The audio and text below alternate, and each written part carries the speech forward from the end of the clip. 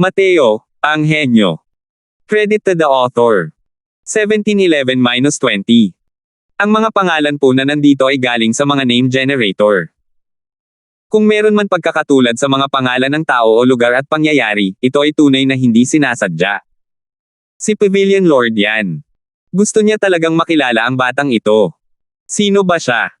Gusto talaga ng Pavilion Lord na makilala ang isang pangalawang patong na langit na Divine Lord, hindi ako nagkamali ng narinig, di ba? Ito. Parang binabaril nito ang mukha ni Grand Elder Tudor Jian sa publiko. Napakaganda ng mukha ng batang ito para maging karapat-dapat sa personal na pagtatanggol sa kanya ng Pavilion Lord.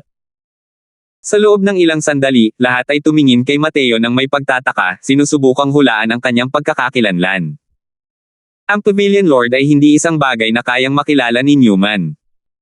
Kahit na ang isang tao ay isang celestial deity powerhouse, ang pagnanais na makilala ang Pavilion Lord ay hindi rin madaling bagay, lalo na ang isang second layer Heaven Divine Lord. Pero ngayon, gumawa talaga siya ng exception. Napakahirap para sa mga miyembro ng Profound Secrets Pavilion na hindi manghula. Lalo na si Tudor Jian, ang ekspresyon sa kanyang mukha ay napakapangit. Bihira rin siyang magpakita ng mukha. Ngayon, sa wakas ay nagpakita na rin siya ng mukha para pigilan si Sigmund. Ngunit hindi niya inaasahan na personal na sasampalin ng Pavilion Lord ang mukha niya. Napakaraming taong nakatingin, siya, ang matandang ito, ay nakaramdam ng matinding pagkailang. Pero ang utos ng Pavilion Lord, wala siyang ibang nagawa kundi sundin. Sina Xiaoning at Ping Jian ay kasalukuyang nasisiyahan sa kanilang mga sarili, ngunit pagkatapos ay nalito sila sa isang pangungusap ng Pavilion Lord. Anong kakayahan ang mayroon ang batang ito, para personal siyang matawag na Pavilion Lord para ipagtanggol siya? Malapit na, sasalubungin ng aking Profound Secrets Pavilion ang isa na namang makapangyarihang Celestial Deity Realm. Dapat itong batiin. Ngayon, ibibigay ko kay Sigmund ang titulong Grand Elder. Kailangan mong magtrabaho ng husto at magsikap na makalusot sa lalong madaling panahon. Sa oras na ito, muling umalangaw-ngaw ang boses ng Pavilion Lord, dahilan para magbago muli ang kulay ng mga mukha ng lahat sa takot. Hindi naman siguro, di ba? Mapopromote si Elder Sigmund para maging isang Grand Elder. Hindi ba't ibig sabihin niyan ay malapit na siyang makalusot? Akala ko pa nga wala ng pag-asa si Elder Sigmund na makalusot sa buhay na ito. Hindi ko inaasahan na nagkaroon pala siya ng panibagong buhay. Ang kamalasan ay maaaring isang biyaya na nakabalat kayo, hindi nga pala isang kasinungalingan. Nabulag ang kanyang mga mata, inakala ng lahat na siya ay paylay sa buhay na ito. Sino ang mag-aakala na hindi lamang siya nakakita muli, kundi makakarating pa siya sa kaharian ng mga Diyos na celestial? Mahigit kalahati ng kanilang buhay ang pinaglaban ni Elder Xiaoning. Sino ang mag-aakala na si Elder Sigmund ang unang makakaligtas? Nakakainis talaga ito. Ang ekspresyon ni Xiaoning ay sukdulan na pangit. Masyadong mabilis na nagbago ang estilo ng pagpipinta na ito. Ilang sandali lang ang nakalipas, tinapakan pa niya si Sigmund sa putikan. Sino ang mag-aakala na sa susunod na sandali, si Sigmund ay nagkaroon ng bagong buhay, direktang tinapakan siya sa lupa gamit ang isang paa. Dahil sinabi na iyon ng Pavilion Lord, siguradong matagal na niya itong nahulaan. Walang sino man ang nagduda sa sinabi ng Pavilion Lord. Kung sinabi niyang makakalusot si Sigmund, tiyak na makakalusot din siya.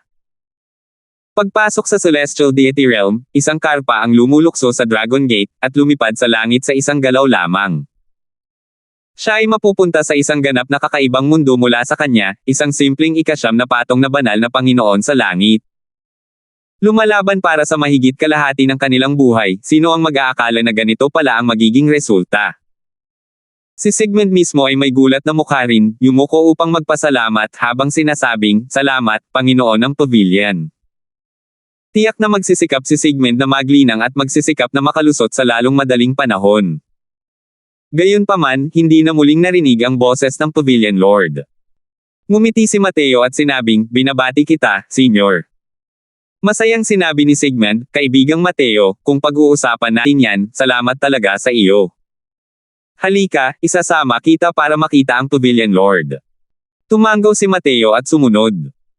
Nagbago ang ekspresyon ni Tudor Jian, malamig na sumangot, at naglaho. Isinama ni Sigmund si Mateo at nakarating sa harap ng hagdan patungo sa ikatlong palapag. Mula rito ay ang tirahan ng Panginoon ng pavilion. Ikaw mismo ang aakyat. Dadalhin ng matandang ito si Cooper para hintayin ka sa ibaba, sabi ni Sigmund. Tumanggaw si Mateo at umakyat na mismo sa hagdan. Bigla, parang dumaan si Mateo sa isang patong ng laman at nakarating sa ibang espasyo. Ito ay isang simple at simpleng tagong silid na nagpapakita ng isang mahiwagang kapaligiran sa buong lugar. Isang matandang lalaki na mukhang payapa ang kasalukuyang nagtitimpla ng isang tiko ng spirit tea, at ang aroma nito ay nakalulugod sa mga tao. Binuka ng matanda ang kanyang bibig at natatawang sinabi, "Kuho, hindi ko inaasahan na makakakilala pala ang matandang ito ng isang binata na may aura ng emperador na higit pa sa aking nabubuhay, tunay na isang hindi inaasahang sorpresa." Tumingin si Mateo sa matanda ngunit natuklasan niyang tila natatakpan ng hamog ang kabilang panig, at hindi makakita kahit ano. Tila sumanib ang matandang lalaking ito sa paligid. Malinaw na nasa harap niya, ngunit tila napakalayo. Emperador na nangunguna sa aura. May mga pagdududa si Mateo. Maaari kayang ang aura na ito ng emperador na nakahihigit sa kanya ay isa ring uri ng tadhana. Maliban na lang, hindi ba't sinabi ni Sigmund na isa siyang imperial aura? Paano ito naging emperador surmounting aura? Gumawa ang matandang lalaki ng isang mapang-akit na kilos, itinuro kay Mateo na umupo sa tapat niya, at dahan-daang ibinuka ang kanyang bibig at sinabing, "Aura ng emperador, na lumalagpas sa mundo, pangalan ng emperador na lumalagpas sa aura." Ang mga nagtataglay ng aura ng emperador, ang kanilang kapalaran ay lubos na masigla. Maliban na lamang kung hindi sinasadya, ang pagpasok sa kaharian ng emperador sa langit ay hindi isang malaking problema. Naupo si Mateo sa tapat ng matanda at nagsalita ng may pag-aalinlangan, "Mukhang hindi ginamit ng Pavilion Lord ang aura viewing art, di ba? Paano mo nalaman na hawak ko ang emperador surmounting aura?" Ngumiti ang matanda at sinabing, "Bagamat malakas ang aura ng imperial, paano nito napapahirapan ang mga miyembro ng aking angkan ng Jian sa mga negatibong reaksyon ng heavenly daw? Tanging ang aura na nakahihigit sa emperador, ang sinta ng langit, ang makakapagpahirap sa mga ordinaryong miyembro ng angkan ng Jian sa sakuna na ito." Sa totoo lang, noong bumalik si Sigmund mula sa Riverlock Capital City, alam na ng matanda na ito. Bukod dito, kahit hindi ginagamit ng matanda na ito ang aura viewing art, nakakakita rin ako sa pamamagitan ng isa o dalawang bagay. Nagulat si Mateo sa kanyang puso. Hindi nakakapagtaka na sinabi ni Sigmund na sa pamamagitan ng pamamaraan ng paglilinang ng Pavilion Lord, naunawaan niya ang mga misteryo ng magandang kapalaran. Tila hindi maisip ang lakas ng matandang ito. Nang makita ito, nagkaroon ng mas maraming pag-asa si Mateo sa kanyang puso. Kung ang matandang lalaking ito ang kumikilos, baka matunten niya talaga ang kinaroroonan ni Megan. Dahil matagal nang alam ni Pavilion Lord, bakit mo pa hinayaan na apihin ng mga tao si Senior Sigmund? Kahit hindi siya makakita, isa rin siyang eksperto sa 9th-layered Heaven Divine Lord. Hindi naman ito hanggang sa puntong hahayaan mo siyang magtanim ng mga bulaklak at magpatubo ng damo, di ba? Naguguluhan na sabi ni Mateo. Ngumiti ang matanda at sinabing, "Ang misteryo ng mga lihim ng langit ay napakalalim. Kahit na mahulaan ng aking pamilyang Jian ang mga lihim ng langit, wala rin kaming mababago. Ang sapilitang pakikialam sa landas ng langit ay makakaharap ng matinding reaksyon ng langit. Kung maliit, malubhang pinsala at pagsusuka ng dugo, ang pagkultiba ay lubhang nahuhulog. Kung malala, mamamatay at maglalaho ang daw, hindi na muling magkatawang tao. Ang mga tao ng aking pamilyang Jian na namatay dahil dito ay alam ng kabutihan kung ilan. Sa makatuwid, kahit na malinaw nating nakikita ang kapalaran ng bawat tao, wala rin tayong mababago. Si Sigmund ay nadungisan ng iyong emperador na nakapangingibabaw na aura, ang paglusot ay isang bagay na malaon o huli. Ang mga suntok na ito ay pagpapatibay din sa kanya ng langit. Kung hindi niya mararanasan ang kalamidad na ito, hindi niya magagawang lumusot. Nakinig si Mateo hanggang sa palihim siyang nabahala. Hindi niya inaasahan na marami pa palang bagay na umiikot sa simpleng pangyayaring ito. Nagtatakang tanong ni Mateo, kung ganoon, ang mga miyembro ng pamilyang Jian na araw-araw na nanghuhula para sa ibang mga martial artist, na hinuhulaan ang mabuti o masamang kapalaran, hindi ba't araw-araw nilang dadanasan ang puot ng langit? Ngumiti ang matanda at sinabing, "Mga ordinaryong martial artist, ang kanilang mga kapalaran ay napakahina at hindi makakaapekto sa kapalaran ng mundong ito. Bukod dito, ang mga miyembro ng pamilyang Jian ay may sariling mga patakaran kapag nagsasagawa ng mga panghula, sinasabi lamang na 20 hanggang 30% na tila tama ngunit talagang mali. Sa karamihan ng mga pagkakataon, walang problema. Ngunit kapag ang kapalaran ng isang tao ay masyadong malakas, ang mga miyembro ng pamilyang Jian ay hindi madaling matutulungan silang magsagawa ng augury. Napakadaling makatanggap ng negatibong reaksyon kung ang kanilang cultivation ay kulang. Nagbago ang ekspresyon ng mukha ni Mateo, naging pangit ang ekspresyon niya. Siya ang aura na nakapangingibabaw sa emperador na mas nakakatakot pa kaysa sa aura ng imperyo. Hindi ba't ibig sabihin noon ay hindi ito maaaring hulaan? Nag-aalalang sinabi ni Mateo, Senior, ito. Biglang iniabot ng matanda ang isang tasa ng tsaa at nakangiting sinabi, uminom ka na, huwag kang mag-alala. Paanong hindi mababalisa si Mateo? Sa huli, agad niyang nilagok ang tasa ng tsaa. Ikinuyom ni Mateo ang kanyang mga kamao at sinabing, Pavilion Lord, hindi alam ang kapalaran ng mga mahal sa buhay ng junior na ito. Sa pagpunta ko rito, gusto ko lang malaman ang kanilang sitwasyon. Sana ay makagawa ng exception ang Pavilion Lord. Para dito, handa si Mateo na magbayad ng kahit anong halaga. 1712. Uminom ng tsaa ang matanda at mahinahong sinabi, Hey, kung hahayaan mong magkaroon ng malaking pabor ang isang binata na may emperador na aura, natural lang na handa ang matandang ito. Sayang lang at kulang ang lakas ng matandang ito sa mga gusto ko. Mukhang nawala ng pag-asa si Mateo. Hindi niya inaasahan na ganito pala ang magiging resulta sa huli. Panginoon ng Pavilion, maaari ba na? Wala talagang paraan. Nag-aatubiling sabi ni Mateo. Iniabot ng matanda ang isa pang tasa ng tsaa at nakangiting sinabi, dahan-dahan lang sa pag-inom, huwag kang magmadali. Naging seryoso ang tingin ni Mateo, at natuklas ang medyo nawala na siya ng kontrol. Salamat po, Panginoon ng Pavilion. Tinanggap niya ang tsaa at humigop ng bahagya. Agad na napuno ng mapait at maasim na lasa ang kanyang bibig. Ngunit di nagtagal, lumitaw ang bahagyang tamis sa pait, tumatagos sa tiyan, at umaabot sa 4 na paa at kamay at mga buto. Sa isang iglap, tila tumaas ng husto ang kanyang banal na asensya. Nagliwanag ang mga mata ni Mateo at pinuri siya, masarap ang tsaa. Masarap ang tsaa. Medyo mapusok ang junior na ito, sana hindi sisihin ng senior. Sa subo lang kanina, hindi man lang nalasap ni Mateo ang masarap na lasa ng spirit tea na ito. Nang kumalma na siya ngayon, agad niyang naramdaman ang pambihirang sarap ng tsaang ito. May bahid ng pagsang-ayon ang sumilay sa mga mata ng matanda, palihim na iniisip na karapat-dapat nga itong maging isang kabataang nagtataglay ng aura ng emperador, kaya mabilis itong kumalma. Ngumiti ang matanda at sinabing, ang tsaang ito ay tinatawag na empty cicadas kaidoti. Ang isang tasa ay maaaring tumugma sa isang peak rank for divine peel. Nakain mo na ang 2 ngayon lang. Kung iba pa iyon, matagal na sana silang pumasok sa isang pribadong lugar para mapino ito. Pero wala kang nakitang kahit anong reaksyon. Tunay ngang karapat-dapat na maging emperador na sumasailalim sa aura. Bahagyang nagulat si Mateo sa kanyang puso, hindi niya inaasahan na ang tsaang ito ay talagang napakamahal. Kailangang malaman ng isa, ang mga ordinaryong martial artist ng Second Firmament Divine Lord na nakainom ng peak rank for divine pills ay kinailangang magtago ng ilang araw, isa. Kapag nakain ng 2 magkasunod, medyo hindi ito kayang tiisin ng mga meridian sa loob ng katawan. Tiyak na magkakaroon ng pakiramdam ng pagkabusog sa loob ng katawan.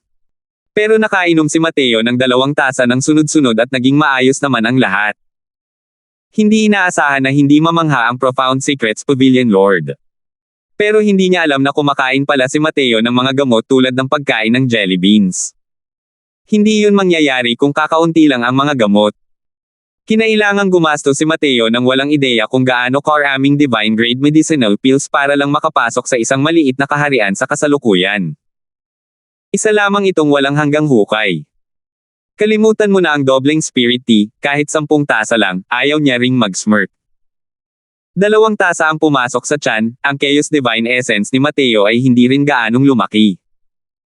Medyo nagulat si Mateo nang sabihin niya, lumalabas na ang empty cicadas kaidoti pala iyon, hindi na nakakapagtaka, hindi na nakakapagtaka.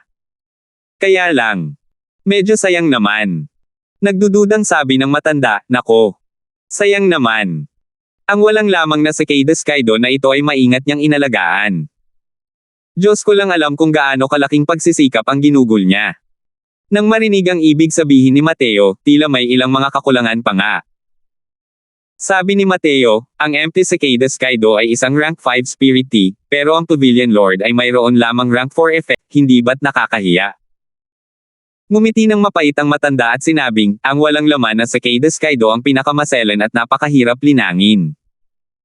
Dahil kaya nitong alagaan ang pinakamataas na ranggo 4, gumastos na ang matanda, alam na alam niya kung magkano ang kapalit. Ngumiti si Mateo at sinabing, mali ang paraan ng paglilinang ng senior. Ilabas mo ang Cicada Skydo Tea, ang pinakamahirap na i-preserve ay ang espiritual na enerhiya nito. Isang pagkakamali lang, ang espiritual na enerhiya ay lalabas, at bababa ang ranggo. Nanginig ang matandang lalaki at sinabing, mayroon ka bang paraan ng pag-aalaga ng Empty Cicada Skydo? Napakabihira ng Empty Cicada Skydo. Napakakaunti rin ng mga paraan ng pag-aalaga na naipasa. Inubos ng matandang ito ang lahat ng paraan ngunit hindi rin niya natagpuan ang paraan upang malinang ito. Iba ang kahalagahan ng rank 4 Spirit Tea at rank 5 Spirit Tea kumpara sa matanda. Ang mga Spirit Tea na nasa ranggo 4 ay para lang talaga sa kanya. Isa lamang itong inumin. Pero ang mga rank 5 Spirit Tea ay malaking tulong sa kanyang cultivation. Bukod dito, ang gamit ng mga Spirit Tea ay hindi lamang pagpapalakas ng cultivation. Mayroon din itong napakalaking benepisyo sa katawan. Kaya naman, iyon ang dahilan kung bakit niya pinag-iisipan ang pag-iisip para linangin ang mga ito. Sayang lang at nauwi lang sa wala ang lahat ng iyon. Tumango si Mateo at sinabing, ang paraan ng pag-aalaga para sa Empty Cicada Skydo ay nasa salitang Skydo. Tuwing umaga kapag nabubuo ang hamog, ito ang oras kung kailan ang Spirit Tea ay sumisip ng husto ng espiritual na enerhiya. Sa oras na ito, dapat magdagdag ng mas maraming pataba, habang sa ibang mga oras, dapat itong bawasan ayon sa sariling pagpapasya. Bukod dito, sa 4 na panahon, ang dami ng pataba sa bawat panahon ay magkakaiba rin. Tunay ngang napakahirap linangin. Para makapag-cultivate ang senior hanggang sa pinakamataas na ranggo, malinaw na malaki rin ang iyong pagsisikap na ginugol. Nang marinig ng matanda ang sinabi ni Mateo, agad siyang natauhan at sinabing, hindi nakakapagtaka. Hindi nakakapagtaka. Ganito pala. Kaibigang Mateo, itong. Ang paraan ng pag-aalaga ng Empty Cicada Skydo, maaari. May bahagi ba ito sa matandang ito? Ang Spirit Tea ay isang uri rin ng spirit medicine. Ang pag-aalaga dito ay lubhang maingat at hindi malinaw na mailahad sa ilang pangungusap. Alam ito ni Mateo dahil mahilig din si Immortal Grove sa mga seremonya ng tsaa. Marami na siyang nakolektang paraan ng pag-aalaga ng mga Spirit Tea. Isa rito ang walang lamang na Cicada Skydo na ito. Labis na nabalisa ang Deep Secrets Pavilion Lord sa oras na ito. Nawala ang kilos ng isang eksperto, habang sabik na nakatingin kay Mateo. Ngumiti si Mateo at sinabing, syempre naman. Gaya ng sinabi niya, kumuha si Mateo ng isang jade slip at itinatak ang paraan ng pag-aalaga para sa Empty Cicada Skydo, at ibinigay ito sa Profound Secrets Pavilion Lord. Ang banal na pandaman ng Profound Secrets Pavilion Lord ay dumaloy dito, ang kanyang mga mata ay lalong lumiwanag, isang anyo na parang nakakuha ng isang napakahalagang kayamanan. Ganito pala. Ganito pala. Bakit hindi ko naisip yun? Parang biglang naliwanagan ang matanda at sabik na siyang subukan. Hindi rin nagmamadali si Mateo, tahik lang siyang naghihintay. Sa ganitong tingin, mahigit 1 oras na ang nakalipas. Itinabi ng matanda ang jade slip, saka lang biglang nagising, at medyo nahihiyang sinabi, "Huho, natawa ako sa little friend na si Mateo." Hindi mo alam kung gaano kalaki ang pagsisikap na ginawa ng matanda para sa Empty Cicada Skydo na ito. Ngayon na nag-aalab ang aking pananibik, nalubog ako rito at hindi ko nagawang makawala ng ilang sandali. Ngumiti si Mateo at sinabing, isa ring alchemist si Junior at natural na naiintindihan niya ang nararamdaman ng Pavilion Lord. Tumawa ang matanda at sinabing, kalahating araw ko nang pinag-uusapan ang tiyang ito, muntik ko nang makalimutan ang mga dapat gawin. Kaibigang Mateo, mayroon kang aura na sumasaklaw sa emperador. Sa paggawa ng panghuhula para sa iyo, kailangan kong gumugol ng mahabang buhay. Hindi ko maginhawa para sa matandang ito na madalas kumilos dahil sa ilang kadahilanan. Kaya naman, itinakda ng matandang ito ang tuntunin ng pagkilos kada 300 taon. Lihim na bumantong hininga si Mateo sa kanyang puso. Hindi niya inaasahan na ang kanyang kapalaran ang magiging pinakamalaking hadlang sa paghahanap kay Megan. Senior, gaano pa katagal ang 300 taon na ito? Tanong ni Mateo. Sabi ng matanda, ang 300 taong petsa ay 7 taon na lamang ang natitira. Tuwang-tuwa si Mateo nang marinig iyon at sinabing, Senior, gusto ko ng pagkakataong ito para kumilos ka. Hindi ako mag-aatubiling magbayad ng kahit ano. Pero umiling ang matanda at sinabing, sa pagkakataong ito, kailangan mong ipaglaban ito ng mag-isa. Nagdududang sabi ni Mateo, ipaglalaban ko yan ng mag-isa. Tumango ang Profound Secrets Pavilion Lord at sinabing, pagkatapos ng 7 taon, itatayo ng Extreme Light Imperial City ang 100 Battles Arena. Sa oras na iyon, lahat ng henyo ay magtitipon dito at maglalaban-laban para sa pagkakataong makita ng matandang ito ang kanilang aura at magsagawa ng panghuhula. Kung gusto mong kumilos ang matandang ito, sa pamamagitan lamang ng pagkapanalo sa 100 Battles Arena gagana ito. Bahagyang nagbago ang ekspresyon ni Mateo at sinabi niya, ito. Kung makakaharap ni Junior ang late-stage Divine Lord Realm, hindi ba imposibleng manalo? Totoo ngang malakas si Mateo, pero hindi pa siya ganoon kalakas sa puntong kaya niyang talunin ang isang late-stage Divine Lord. Ngumiti ang Profound Secrets Pavilion Lord at sinabing, hindi mo kailangang mag-alala tungkol dito. Ang patakarang itinakda ng matandang ito ay lahat ng may edad na higit sa 2,000 taon ay hindi pinapayagang sumali sa 100 Battles Arena. Ang mga kalaban mo ay lahat ng iyong mga kapantay. Isa, mula ngayon, ang langit na may unang patong ay babaguhin sa unang kalawakan, ang langit na may pangalawang patong ay babaguhin sa ikalawang kalawakan, at iba pa. 1713. Natigilan si Mateo at agad na natauhan. Isang pagkakataon para personal na makita ng Profound Secrets Pavilion Lord ang kanilang aura at makapagbigay ng mga payo, gaano ba kabihira iyon? Yaong mga may edad na mahigit 2,000 taon na ang kanilang mga buto, ang kanilang mga kalakasan ay halos na ayos na. Hindi rin naman ganoon kalaki ang development room. Hindi ba't sayang ang pagpayag nila na makita ang aura ng Profound Secrets Pavilion Lord? Isang 10,000 taong gulang na banal na Panginoon ng ikalimang langit, ano ang makikita roon? Isa. Kahit ano pa ang hitsura niya, imposibleng makarating siya sa Celestial Deity Realm. Ang pangunguna ng Extreme Light Imperial City sa 100 Battles Arena na ito ay para maghanap ng mga henyo na may potensyal at hayaang ang mga puwersang iyon ang mag-focus sa pag-aayos sa kanila. Sa ganitong paraan, magkakaroon din ng mahusay na ugnayan sa network ang Extreme Light Imperial City. Kapag lumaki na ang mga henyong ito, magpapasalamat din sila sa Extreme Light Imperial City. Hanggang dito na lang ang iniisip ni Mateo, wala nang ibang nagawa kundi humanga sa katalinuhan at pananaw ng Profound Secrets Pavilion Lord. Ang hakbang na ito ay maaaring magpatatag ng mataas na prestihiyo sa Extreme Light Imperial City, at maaari ring magpahintulot sa Extreme Light Imperial City na makakuha ng maraming kakampi.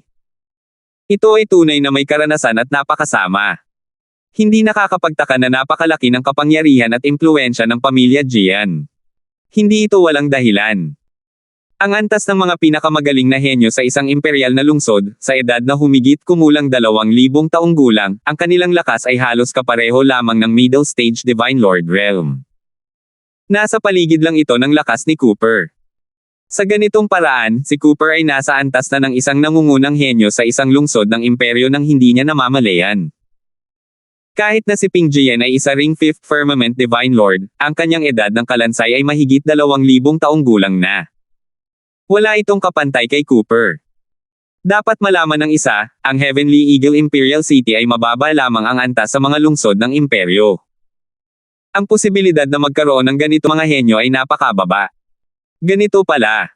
Naiintindihan ni Mateo. Panginoon ng Pavilion, makakaasa ka, tiyak na makukuha ni Mateo ang pwestong ito.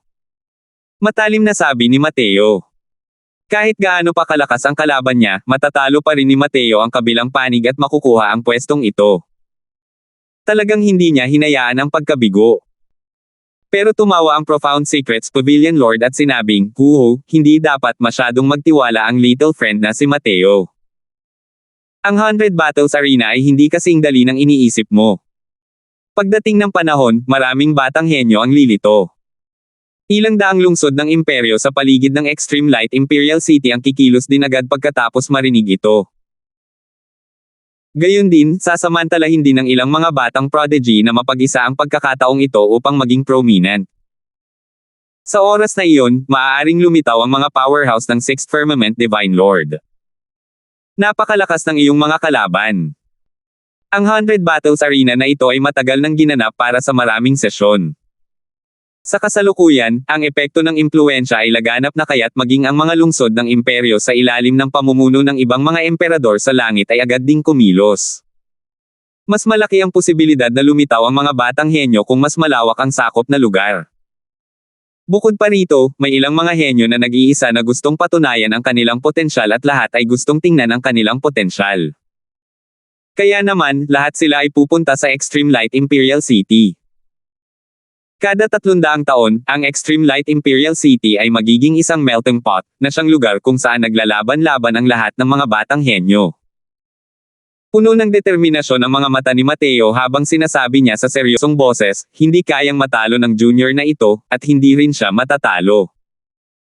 Tumawa ang Deep Secrets Pavilion Lord at sinabing, Huho, Emperor Surmounting Aura, talagang mausisa ang matandang ito kung hanggang saan mo kayang gawin. Biglang tumingin si Mateo sa Profound Secrets Pavilion Lord, bahagyang nanliit ang mga mata habang sinasabi, Pavilion Lord, minsan ka lang kumikilos kada 300 taon, maaari ka bang? Nagtamo ka na ng malubhang pinsala dati. Nanliit ang mga mata ng Deep Secrets Pavilion Lord nang marinig iyon at gulat na sinabi, ikaw na punk, napakatalino mong mga matang yan. Hey, tama. Padalos-dalos na hinusgahan ng matandang ito ang mga sekreto ng langit noon, na nagresulta sa pagdurusa sa backlash ng Heavenly Daw, na naging dahilan upang bumagsak ng husto ang aking kaharian. Kaya ako napunta sa ganitong sitwasyon. Sa pagkilos kada 300 taon, halos hindi na mababawi ng matandang ito ang aking sigla. Pero sa pagkakataong ito, kung talagang makukuha mo ang unang pwesto, malamang na kailangang ipagpaliban ang susunod na 100 Battles Arena. Nagbago ang ekspresyon ni Mateo at sinabi niya habang nakahawak ang mga kamay, para sa Panginoon ng Pavilion na handang tumulong sa akin, ang biyayang ito, tiyak na maaalala ito ni Mateo. Ngumiti ang Deep Secrets Pavilion Lord at sinabing, ang matandang ito na malubhang nasugatan noon para ipalit sa pabor ng isang emperador na nakaligtas sa aura, sulit na sulit ito. Pero, kahit ganoon ang pangungusap, napakalakas ng iyong mga kalaban. Matatanggap mo lang ang Old Man Divination na ito kung makukuha mo ang unang pwesto. Ano? Sasali ka pa rin ba sa 100 Battles Arena sa huli? Ang dahilan kung bakit isinama ni Sigmund si Mateo para hanapin ang Pavilion Lord ay para hindi ito payagang sumali sa 100 Battles Arena. Sa kanyang pananaw, sa lakas ni Mateo, imposibleng makuha ang unang pwesto sa 100 Battles Arena. Sa labanang iyon sa labas ng pinto, akala pa rin ni Sigmund ay si Cooper ang kumikilos hanggang ngayon.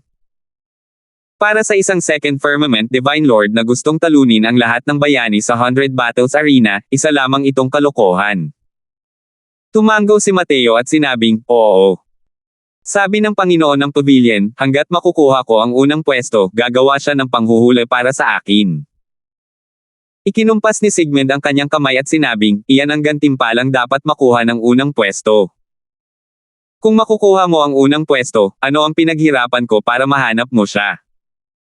Umiling si Mateo at sinabing, nagkakamali ka. Kung iba ang dahilan, iyon ang gantimpalang dapat makuha ng unang pwesto. Pero para sa akin, pwede siyang tumanggi. Natigilan si Sigmund at nagtanong, bakit? Sabi ni Mateo, dahil, sabi niya, ako raw ay nasa aura ng emperador na tumataas ang kalidad. Kahit pa siya iyon, ang paggawa ng panghuhuli para sa akin ay makakasama rin ng malaki sa kanyang sigla. Sus Mariosep. Nanliit ang mga mata ni Sigmund, huminga ng malalim, gamit ang mga matang parang nakatingin sa isang halimaw at nakatitig ng mataman kay Mateo. Emperor Surmounting Aura. Wala nang mas hihigit pa sa gulat sa mukha ni Sigmund. Extreme Light Imperial City, kalimutan mo na ang Extreme Light Imperial City, kahit sa buong Heavenspan World, wala ka ring makikitang higit sa ilan. Mahirap din palang makagawa ng isang Heavenly Emperor powerhouse sa loob ng ilang milyong taon. Ang aura na nakapaibabaw sa emperador ay sa mga alamat lamang umiiral. May nakilala talaga siyang live ngayon. Tumango si Mateo at sinabi pa nga ng Panginoon ng Pavilion na kung makukuha ko talaga ang unang pwesto, malamang na kailangang ipagpaliban ang susunod na 100 Battles Arena. Ipinapakita nito na ang panghuhula sa pagkakataong ito ay isang malaking pasanin para sa kanya. Labis na namangha si Sigmund sa balitang ito hanggang sa lumambot na siya sa loob at malutong sa labas. Imperial aura na ang matapang niyang hula. Hindi niya inaasahan na ang tadhana ni Mateo ay hindi isang imperial na aura kundi isang emperador na nangingibabaw sa aura. Bigla niyang naintindihan kung bakit siya nakakalusot. Nadumisa na ito ng Immortal Chi, 2. Pagkatapos lamang ng mahabang panahon ay saka lamang nakabawi si Sigmund mula sa kanyang pagkabigla. Seryoso niyang sinabi, Mateo, dapat kang manahimik tungkol sa bagay na ito at huwag mong ipaalam sa iba. Kung hindi, marami kang mararanasang problema.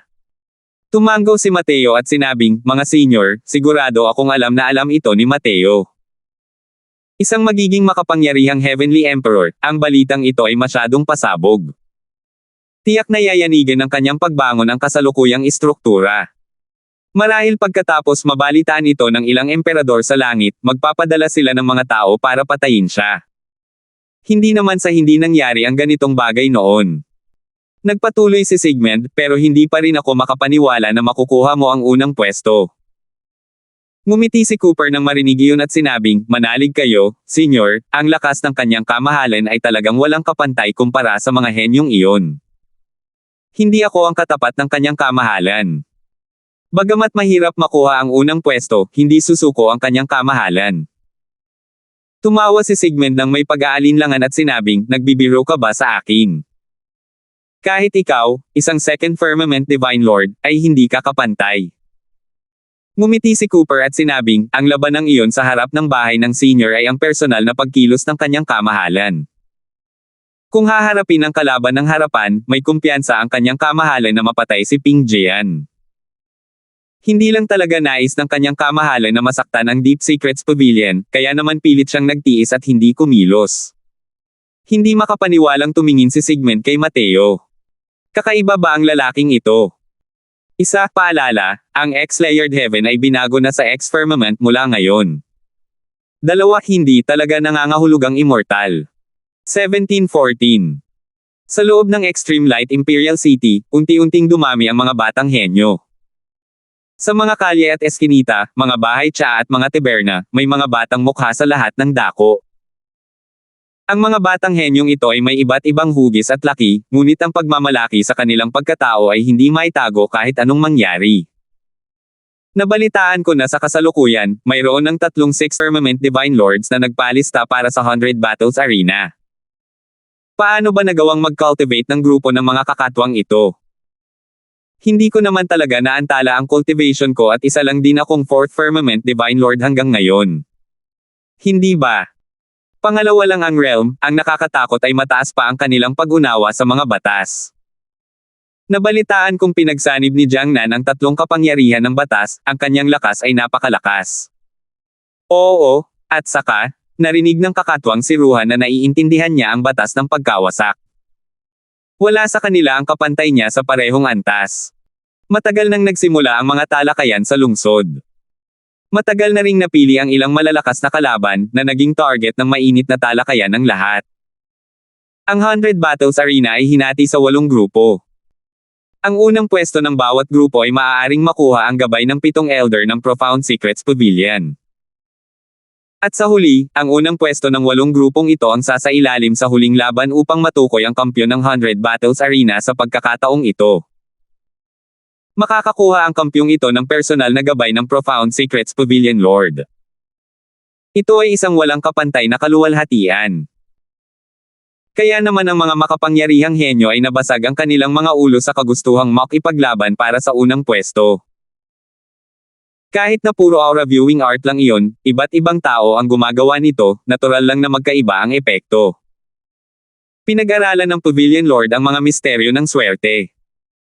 Ang mga henyo na personal niyang ginabayan noon, lahat ay naging mga kilalang tao sa isang rehiyon kalaunan. Sa oras na ito, sa loob ng marangyang pribadong silid sa pinakamataas na palapag ng Phoenix Immortal Restaurant, kasalukuyang itinataas ni Ping Jian ang kanyang tasa ng alak at nakikipag-usap sa isang binata. Nang marinig niya ang balita na sasali si Mateo sa 100 Battles Arena, agad siyang natuwa. Personal na tinanggap si Mateo ng Pavilion Lord, wala siyang paraan para direktang umarte. Pero kung aksidenteng nabugbog hanggang mamatay si Mateo ng mga tao noong kompetisyon, wala siyang masisisi. Hindi mapigilan ang buhay at kamatayan sa 100 Battles Arena, bagamat pinapayagan ng isa na aminin ang pagkatalo. Sa ilalim ng normal na mga pangyayari, walang mamamatay sa 100 Battles Arena.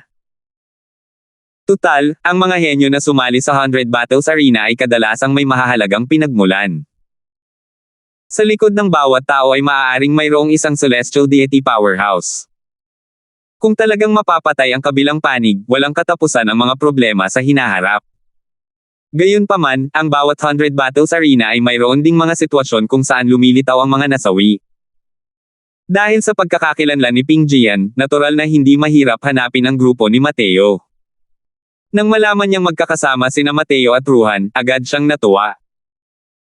Ang grupong ito, ang Extreme Light Imperial City, ay natural na gagawa ng ilang mga pagsasaalang-alang ng maaga at hahayaan ang mga makapangyarihang kalahok na mag-iwas sa isa't isa. At natural lang na ang nangungunang sid sa grupong ito. Nang malaman niyang si Mateo ay isa lamang Second Firmament Divine Lord, sinabi niya ng may paghamak, masyadong minamaliit ni Brother Ping Jian si Ruhan. Kailangan ko ring kumilos para mapatay ang isang Second Firmament Divine Lord. Sinabi ni Ping Jian ng may seryosong tingin, hindi siya dapat maliitin ni Brother Xiao. Kahit na ang batang ito ay isa lamang Second Firmament Divine Lord, ang kanyang kapangyarihan sa pakikipaglaban ay kahanga-hanga. Ang kanyang lakas ay hindi mababa sa akin. Pagkasabi niya ng mga salitang iyon, biglang nagulat si Ruhan. Bagamat hindi maituturing na malakas ang lakas sa pakikipaglaban ni Ping Jian, isa rin siyang powerhouse ng Fifth Firmament Divine Lord. Kaya nga bang tawirin ng isang Second Firmament Divine Lord ang tatlong maliliit na kaharian para harapin ang kanyang kaaway? Nagpakita ng natatawang tingin si Ruhan habang nakangiti, nako. Nakakatuwang kalaban, kailangang maranasan ito ng Ruhan na ito. Gayunpaman, ang usapin ni Junior Sister Meng Qing ay ipagkakatiwala kay Brother Ping Jian. Tinapik ni Ping Jian ang kanyang dibdib at sinabing, relax ka lang, binibigyan pa rin ako ng malaking atensyon ni Master, ang disipulong ito. Natural lang na hindi naman mahirap ang kahilingang ito. Ngumisi si Ping Jian sa kanyang puso, Mateo, tingnan natin kung hindi ka pa rin mamamatay sa pagkakataong ito. Si Ruhan ang Sixth Firmament Divine Lord. Ang batas ng pagkawasak ay may napakalaking kapangyarihang mapanira. Sa lakas ni Mateo, imposibleng manalo. Sa loob ng Death Cultivation Space, ang pawis ni Mateo ay parang ulan, kasalukuyang nakikipaglaban hanggang kamatayan gamit ang kanyang projection. Ang proyeksyon ay kasing lakas pa rin ng dati. Sayang lang at kahit isang beses ay hindi siya nanalo. Kung titingnang mabuti, ang dalawang taong ito ay nakapikit pala. Sabay na pumasok ang dalawang tao sa kaharian ng walang pag-iimbot. Sa loob ng 7 taong ito, ibinuhos ni Mateo ang kanyang sarili sa mabaliw na paglilinang. Iba ang laban ngayon kumpara noong nakaraan, kailangan niyang makuha ang unang pwesto. Kaya naman, mas pinaghirapan din niya ito. Ang tindi ng kanyang cultivation ay hindi kayang isipin ng mga ordinaryong tao. Kahit nangako siya sa Profound Secrets Pavilion Lord ng may katapatan at kataimtaiman na tiyak na makukuha niya ang unang pwesto, hindi niya minamaliit ang mga henyo sa pagkakataong ito. Kung ang kasalukuyang lakas ni Mateo ay umabot sa Fourth Firmament Divine Vortex, natural niyang matatalo ang mga nasa parehong ranggo. Kahit anong Fifth Firmament, Sixth Firmament Divine Lord, kung tatamaan niya ito ng palad, tuluyan silang malilipol. Nakakalungkot lang na siya ay isang Second Firmament Divine Lord pa lamang sa kasalukuyan. Ang espiritual na enerhiyang kailangan ni Mateo para makalusot sa isang maliit na kaharian ay maituturing na nakakatakot sa kasalukuyan. Hindi niya kayang makalusot sa maikling panahong ito. Ngunit sa ilang taon ng mapait na paglilinang kasama ang pagdaragdag ng mga gamot, ang kanyang kaharian ay umabot na sa tugatog ng Second Firmament Divine Lord. Alam ni Mateo na ang mga kalaban sa pagkakataong ito ay napakalakas. Ang Sixth Firmament Divine Lords pa lang ay marami na. Bukod pa rito, ang kanilang mga kalakasan sa pakikipaglaban ay pawang hindi pangkaraniwan. Sa mga kapantay, wala silang lahat na kalaban. Bukod pa rito, sa mga Divine Lord ng Fifth Firmament, mahirap ding garantyahan na walang makapangyarihang nilalang na lilito. Dahil maraming beses siyang binalaan ng Profound Secrets Pavilion Lord, malinaw na ipinakita nito na ang mga henyo sa ilang daang lungsod na ito ay hindi ganoon kasimple. Sa kasalukuyang lakas ni Mateo, medyo nakakapagod pa rin ang pagharap sa mga Sixth Firmament Divine Lords. Kaya naman, naghangad siya ng mga tagumpay sa kapangyarihan ng mga batas. Sa loob ng 7 taong ito, nalinang na ni Mateo ang mga batas ng Sword Dao hanggang sa kaharian ng Fourth Firmament Grand Completion sa loob ng espasyo ng World Suppressing Steel. Nakakalungkot na hindi natuloy ang mga batas pangkalawakan. Ang mga batas sa espasyo ng Third Firmament ay masyadong panandalian at panandalian. Kahit na may talento si Mateo, wala pa rin siyang ideya matapos mag-isip ng ilang daang taon. Kaya naman, paulit-ulit siyang pumasok sa Death Cultivation Space, sinusubukang makalusot. GG, gusto mong maintindihan ang mga batas sa espasyo. Mangarap ka. Balang araw, mamamatay ka rin sa akin. Kakaiba ang tawa ng projection pero biglang tumigil. Sa sandaling ito, ang espada ni Mateo ay bumunot ng isang matalas na talam, sinira ang kanyang mga depensa, at direktang hiniwa siya sa kalahati. Dala ang matinding pag-aatubili, muling namatay ang clone. Ay imposible. Masayang sinabi ni Dustless, gantihan ng langit ang mga tapat, sa wakas ay naunawaan mo na ang mga batas sa espasyo ng Third Firmament. Sandali na napabuntong hininga si Mateo at sinabing, oo, napakahirap. Ang mga taong nakakaintindi ng mga batas pangkalawakan ay pawang mga taong may kahangahangang talento. Sabi ni Dustless, syempre naman. Mula pa noong unang panahon, sino mang nakakaintindi ng mabatas pangkalawakan, lahat sila ay mga taong ang pangalan ay nakakayanig sa isang rehiyon, at ang kanilang reputasyon ay lubhang tanyag. Tuwang-tuwa si Mateo, tunay ngang makapangyarihan ang mga batas pangkalawakan. Ang Third Firmament na ito na naglilinang hanggang sa kaharian ng dakilang pagkumpleto ay dapat na kayang magwasak ng kalawakan, tama ba? Ang Misty Sword Art na nagsanib ng mga batas pangkalawakan ng Third Firmament, sa usapin ng kapangyarihan, hindi na dapat ito matalo sa Nirvana Seal. Hey, medyo inaabangan ko na ang 100 Battles Arena. Iniisip ko kung may lilito na kalaban na makakapagpa-excite sa akin. 1715. Sa napakalaking martial arts arena, siksikan ang mga tao. Espesyal na nagtayo ang Extreme Light Imperial City ng isang malaking martial arts arena upang magdaos ng 100 Battles Arena na ginaganap kada 300 taon. Sa gitna ng martial arts arena, 8 malalaking singsing ang itinayo. Sa oras na ito, ang 8 singsing ay nahahati sa 4 na maliliit na arena, at ang mga kalahok ay sabik ng subukan ang kanilang karera. Ang kabuuang bilang ng mga nagpalista para sa kompetisyon sa pagkakataong ito ay mahigit 3,600 katao. Nahahati sa 8 grupo, ang kompetisyon ng bawat grupo ay isinagawa ng mag-isa. Si Mateo ay nailagay sa ika-6 na grupo, si Cooper naman ay nailagay sa ika-8 grupo. Pagpasok pa lang ni Mateo sa field, agad siyang kinutya. Nanghihina na ba ang mga mata ko? Isang Second Firmament Divine Lord ang talagang nangahas na pumunta at sumali sa 100 Battles Arena. Hahaha. Isa siyang henyo. Natural lang na gusto ng mga henyo na makuha ang pagkilala ng Profound Secrets Pavilion. Talagang minamaliit niya ang sarili niyang kakayahan. Sok. Kung makakasalubong ko siya sa unang round, gaano kaya kagaling yun? Sa paningin ng maraming tao, si Mateo ay isa ng piraso ng matabang karne.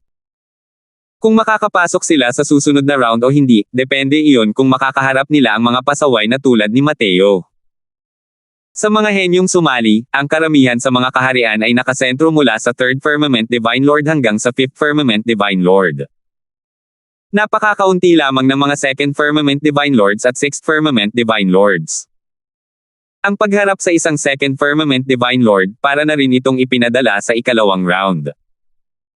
Siyempre, ang mga may ganitong uri ng pag-iisip ay karamihan sa mga Divine Lord ng ika-3 Firmament at ika-4 na Firmament. Tunay na naaabot ang Fifth Firmament Divine Lord, natural lamang na mapanghamak ang isang tao na samantalahin ang ganitong uri ng kasunduan. Ang grupo ng mga lalaking ito ay talagang pabaya at bulag. Sabi ni Cooper nang may malamig na ngiti. Ngumiti si Mateo at sinabing, "Kuho, hindi mo na sila kailangang pakialaman. Sinasamahan lang sila ng mga taong ito sa pag-aaral ng prinsipe. Sige na. Gawin mo ang iyong makakaya at sikaping makuha ang unang pwesto." Mas maganda ang swerte ni Cooper, ang grupong kinaroroonan niya ay walang mga powerhouse ng Sixth Firmament Divine Lord. Kung mahusay ang ipinakita ni Cooper, maaaring makuha niya ang unang pwesto sa kanyang grupo. Tutal, ang nakuha ni Cooper ay isang mana ng True God, samantalang ang mga henyong ito, ang karamihan ay walang mga mana ng True God. Tumawa si Cooper at sinabing, "Dahil buong araw akong kinukutya ng kamahalan, inabuso ako hanggang sa nagduda na ako sa buhay. Hindi ko rin alam kung hanggang saan ang kaya kong makamit sa pagkakataong ito." Sa loob ng ilang taon, si Mateo lang ang tanging kalaban ni Cooper. Ang pakikipaglaban kay Mateo, isa talaga itong napakasakit na karanasan. Isa iyong buhay na hindi matatalo kahit gaano pa siya lumaban. Pero dahil din sa presensya ni Mateo kaya kayang ibigay ni Cooper ang lahat at gawin ang lahat sa bawat pagkakataon. Dahil din dito kung kaya't ang kanyang mga teknik sa pakikipaglaban at pag-unawa sa mga batas ay umunlad ng husto. Maging si Mo Lifei ay namangha rin sa bilis ng pag-unlad ng disipulong ito. Gayunpaman, mas nasaksihan din niya ang kapangyarihan ni Mateo. Hindi nakakapagtaka na minamaliit ni Mateo ang kanyang mana. Maya-maya lang, nagsimula na ang unang round ng laban sa arena. Sa unang round ng kompetisyon, ang lakas ng mga kalahok na sumabak sa larangan ay nagkaroon ng malawak na pagkakaiba. Mabilis din ang pag-usad ng mga laban. Ang grupo ni Mateo ay mayroong 400 over na tao, nakatumbas din ng 200 over sa mga laban. Mas mabilis ang naging pag-unlad nito kaysa sa inaasahan. Ang ilang mga tao ay agad na natapos sa ilang paghinga sa halimaw. Sa susunod na round, Mateo laban kay Kenzie. Sabi ng judge sa malinaw na boses. Nang marinig ni Mateo ang sarili niyang pangalan na tinatawag, tumalon siya papunta sa ring. Iyan ang Second Firmament Divine Lord. "Kenzie, talagang nakapulot ka ng kayamanan.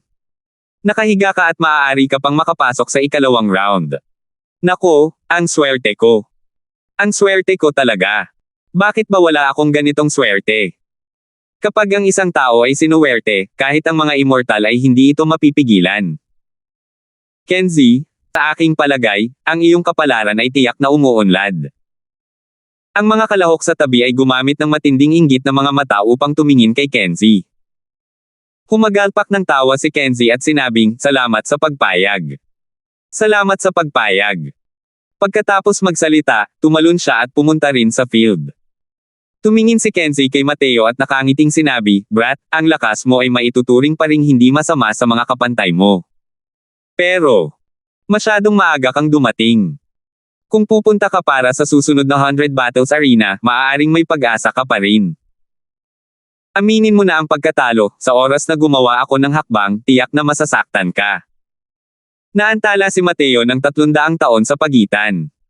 Medyo mabagal ang bilis ng paglusot sa Divine Vortex Realm. Ang kasalukuyan niyang kaharian ay bahagyang mas mahusay kaysa sa mga ordinaryong martial artist, ngunit hindi rin ito maituturing na kamangha-mangha. Sa mga henyong ito, hindi ito kapansin-pansin. Si Kenzie ang pinakamataas na nasa Third Firmament Divine Lord. Kulang na kulang siya ng isang hakbang. Kung makakausad pa siya ng isang hakbang, maaari siyang maging isang Fourth Firmament Divine Lord. Ang lakas niya sa pakikipaglaban sa isang Second Firmament Divine Lord, natural lang na madali lang. Ngumiti si Mateo at sinabing, "Huwag ka nang lumaban pa, sino ang nakakaalam?" Tumawa si Kenzie at sinabing, "Mukhang hindi ka luluha kung hindi mo makikita ang kabaong. Kalimutan mo na yan, at saka ka ipapabagsak ng batang Panginoon na ito." Marahas na Shadow Storm Sword. Umatake ang espada ni Kenzie na parang hangin, ang buong pagkatao niya ay naging parang isang imahe, at sumugod patungo kay Mateo. Ang bilis naman. Isang sunod-sunod na bulalas ang narinig mula sa ibaba. Malinaw na labis silang nagulat sa bilis ni Kenzie. Sa ilalim ng ring, nakatayo si Ruhan na ang mga kamay ay nasa likod, mukhang pabaya, ngunit hindi kailanman nawala ang kanyang atensyon sa katawan ni Mateo noon.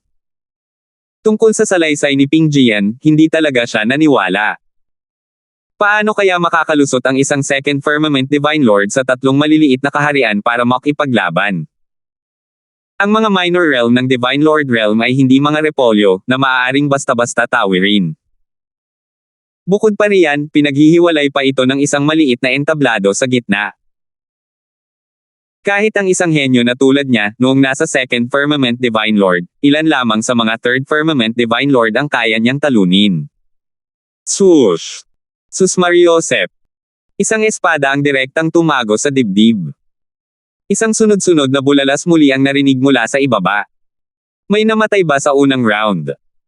Masyadong mahina ang lakas nitong si Mateo, di ba? Si Kenzie Lee mismo ay napatalon din sa takot. Ngunit hindi pa rin tumitigil ang kanyang pangangatawan nang bigla niyang maramdaman na may tumulak mula sa likuran. Pababa. Gustong-gusto ni Kenzie na patatagin ang kanyang pangangatawan, ngunit hindi simple ang kanyang pagtulak, na direktang nag-aalis sa kanya ng lahat ng kanyang lakas, kaya hindi siya makapag-ipon ng kahit kaunting lakas. Flop. Nakita lamang nito ang figure ni Kenzie na hindi sinasadyang lumipad palabas ng arena, diretsyong bumagsak sa lupa. Naging matindi ang tingin ni Ruhan at sumigaw, batas pang kalawakan.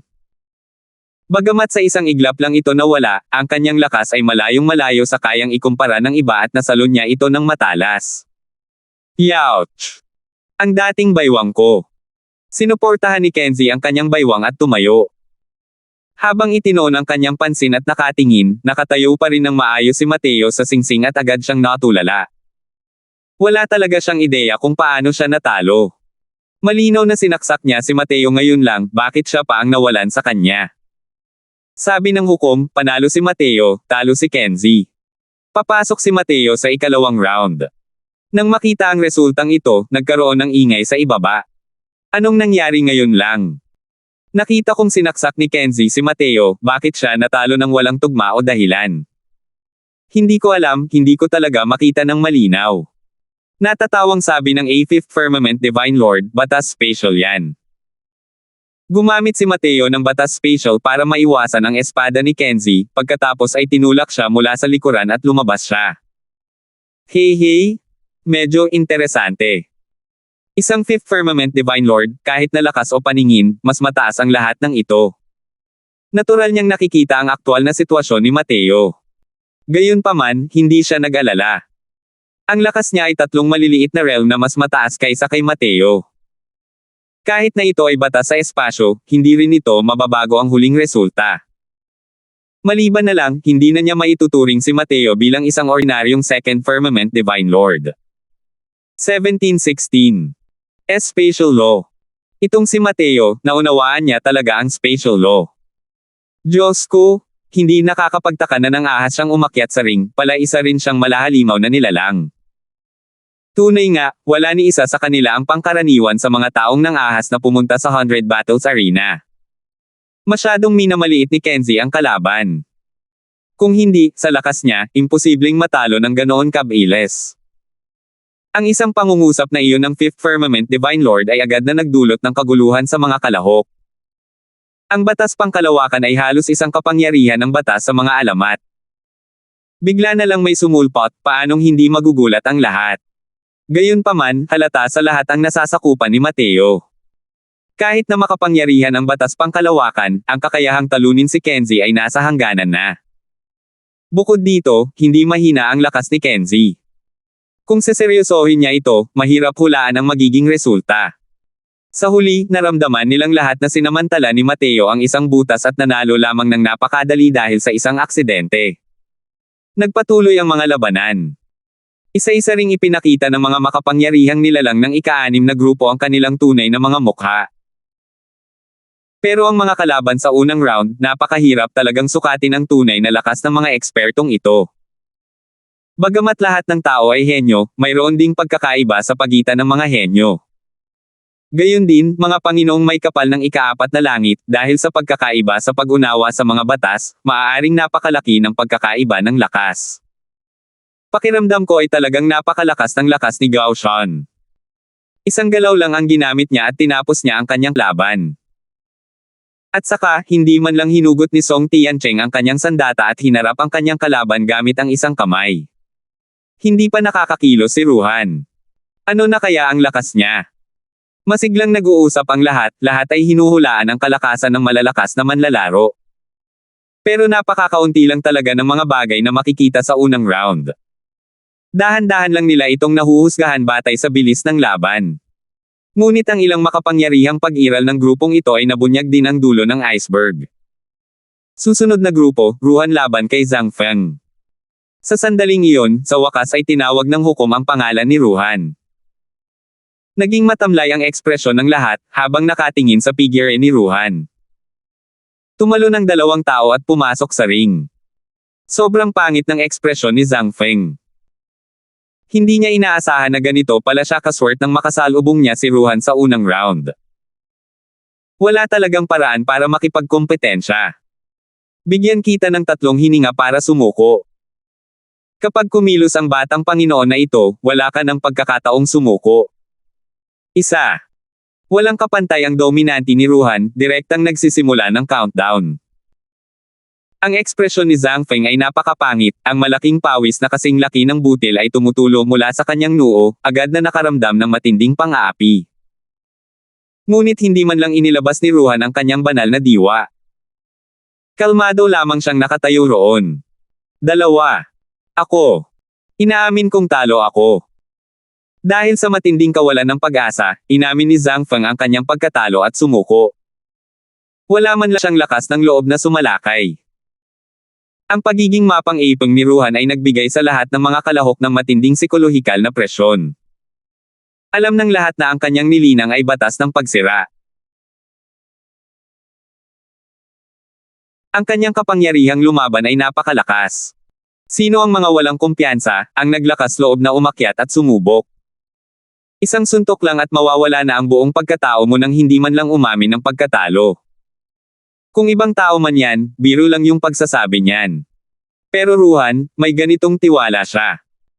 Ang ganap na kaharian ng Sixth Firmament Divine Lord na may kasamang batas ng pagkawasak, ang ganitong uri ng makapangyarihang batas, sino ang maglalakas loob na hamanin siya ng madali? Isa itong tunay na makapangyarihang nilalang. Isang buhay na dumurog sa kanilang mga kapantay. Napakalakas ng aura ni Ruhan. Ako. Nakaramdam pa nga ako ng matinding pressure sa ibaba. Kahanga-hanga na ang hindi pagluhod ni Zhang Feng. Oo, napakalakas talaga. Isang pangungusap lang ang nakapagpahina sa determinasyon ng kalaban niya. Ang ganitong klaseng tao ay walang paraan para makipagkompetensya. Hindi ko lang alam kung sino ang magpapahintulot sa kanya na kumilos. O makukuha niya kaya ang unang pwesto nang hindi nababahira ng dugo ang kanyang sandata ng ganito? Ito. Mahirap talagang sabihin. Sa palagay ko, iilang Fifth Firmament Divine Lords lang ang maglalakas loob na makipaglaban sa kanya. Kahit papaano, may pagkakataon pa ring sumuko. Sa oras na ito, kahit ang ilang ekspresyon ng Fifth Firmament Divine Lords ay medyo pangit din. Masyadong malakas ang pang-aapi na ibinigay sa kanila ni Ruhan. Ngunit nagningning ang mga mata ni Mateo na parang nakakita ng isang pinakahihintay na biktima. Ang Ruhan na ito ay nagbigay din sa kanya ng isang malakas na pakiramdam ng pang-aapi.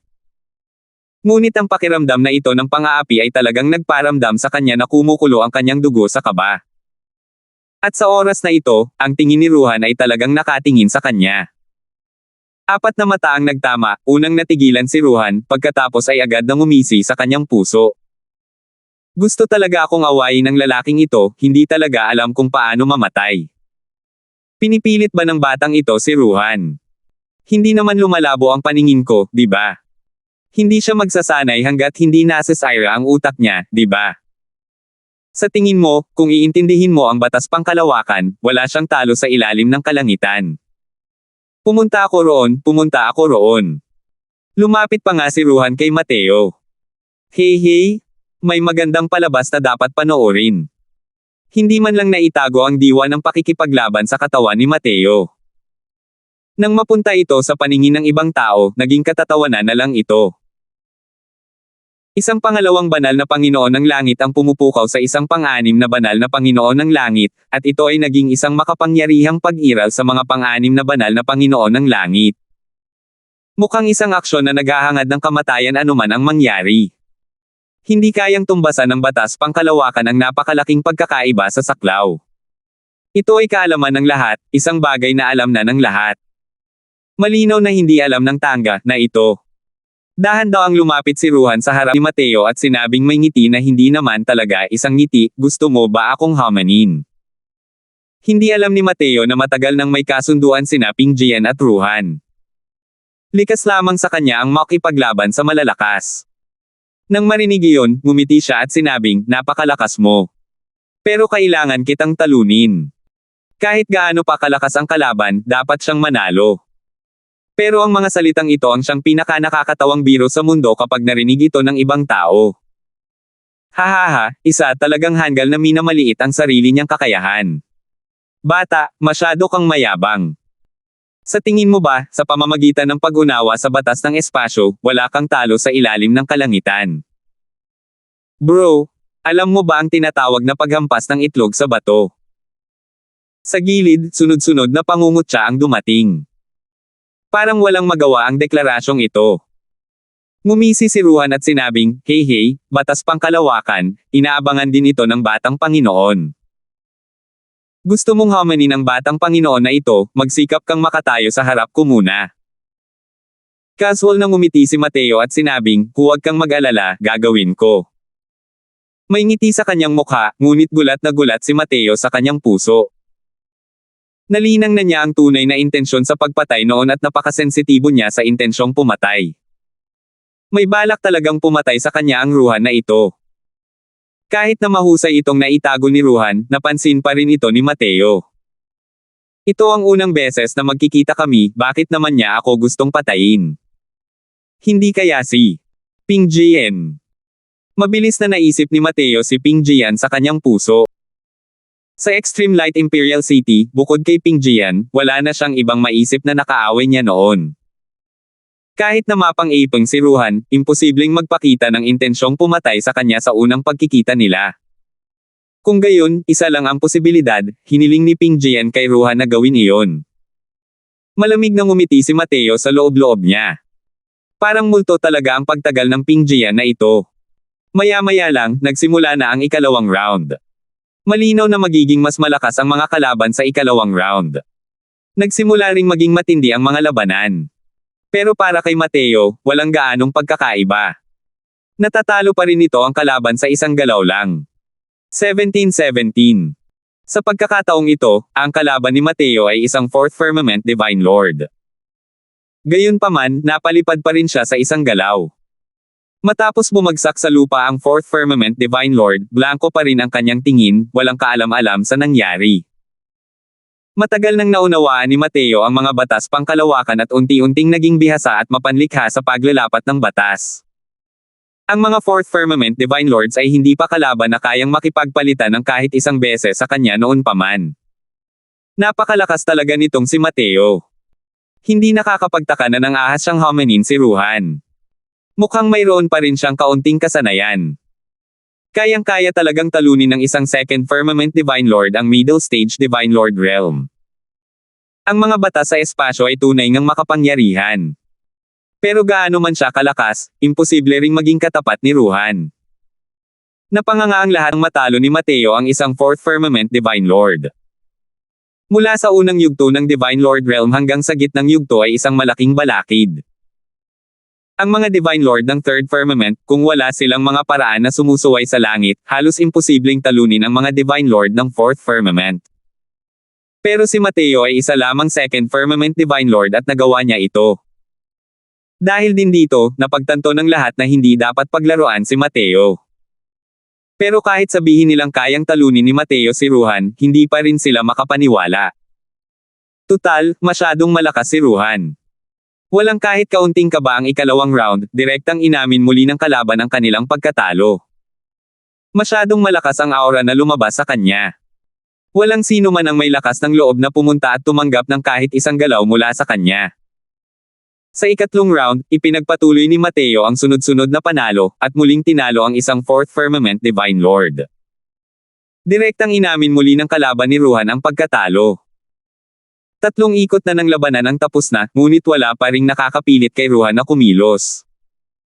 Pagkatapos ng ikatlong round, inanunsyo ng hukom, itigil ang laban ng isang araw, bukas, ituloy ang ika-4 na round. Tatlong magkakasunod na round, halos hindi na kaya ng ilang tao ang kanilang tibay. Nang marinig ito, agad silang nakahinga ng maluwag. Pagkatapos maghiwa-hiwalay, lumapit din si Cooper para hanapin siya at sinabi ng may nasasabik na tingin, "Kamahalan, nakapasa ako sa tatlong magkakasunod na round." Inikat ni Mateo ang tingin sa kanya at sinabing, kung hindi makalampas kahit tatlong round, sipain kita pabalik sa Heavenly Eagle gamit ang isang paa. Napatawa si Cooper at sinabing, "Kamahalan, pakiramdam ko talaga ay nananaginip ako ngayon, na makakapagpalit ng mga galaw kasama ang napakaraming eksperto. Higit sa lahat, kaya ko silang talunin." Hahaha, napakagaling talaga. Ang malakas na tawa ni Cooper ay agad na nakaakit ng sunod-sunod na sulyap. Maraming tao ang nagbigay ng mapang-ipong tingin. Masyadong mayabang ang lalaking ito. Ngumiti si Mateo at sinabing, "Ang kasalukuyan mong lakas ay maituturing na sa mas mataas na antas ng mga lungsod ng imperyo, sa antas na ito. Pero sa palagay ko ay lalo mo silang mababali." Tuwang-tuwa na sinabi ni Cooper, "Hey, ang kamahalan ang tagapagbigay ng serbisyo ni Cooper, na lubos na nagpabago sa buhay ko." Pagkatapos magpahinga ng isang araw, nagpatuloy ang 100 Battles Arena. Sa pagkakataong ito, malinaw na mas marami ang mga tao sa mga grandstand. Dahil simula sa ikatlong round, malinaw na naging mas matindi ang sitwasyon ng labanan. Ang bilang ng bawat grupo ay humigit kumulang mahigit 400 katao. Pagkatapos ng tatlong round ng labanan, mahigit kalahati na ang natalo. Mahigit 50 katao na lang ang natira. Ang mga taong ito ay pawang mga eksperto sa lahat ng mga eksperto. Bukod kay Mateo, isang second firmament Divine Lord, ang iba ay pawang mga eksperto sa middle stage Divine Lord realm. Pero ngayon, wala nang nangahas na hamakin si Mateo. Sabi ng hurado, simula ng ika-4 na round, unang laban, Mateo laban kay Song Tiancheng. Natigilan si Mateo, hindi niya inaasahan na sa round na ito siya ang unang makakalaban. Ang pagkakaayos ng mga pangyayari ay inayos ng Extreme Light Imperial City. Ang Extreme Light Imperial City ay nakapag-host na ng napakaraming 100 Battles Arenas at natural lamang na ito ay lubos na may karanasan. Aayusin nila ang pagkakasunod-sunod ayon sa lakas ng mga martial artist, at itatago ang mga malalakas na manlalaro para sa huli sa abot ng kanilang makakaya. Malinaw, sa kanilang pananaw, ang lakas ni Mateo para talunin ang mga 4th Firmament Divine Lords ay mahusay na noon pa man.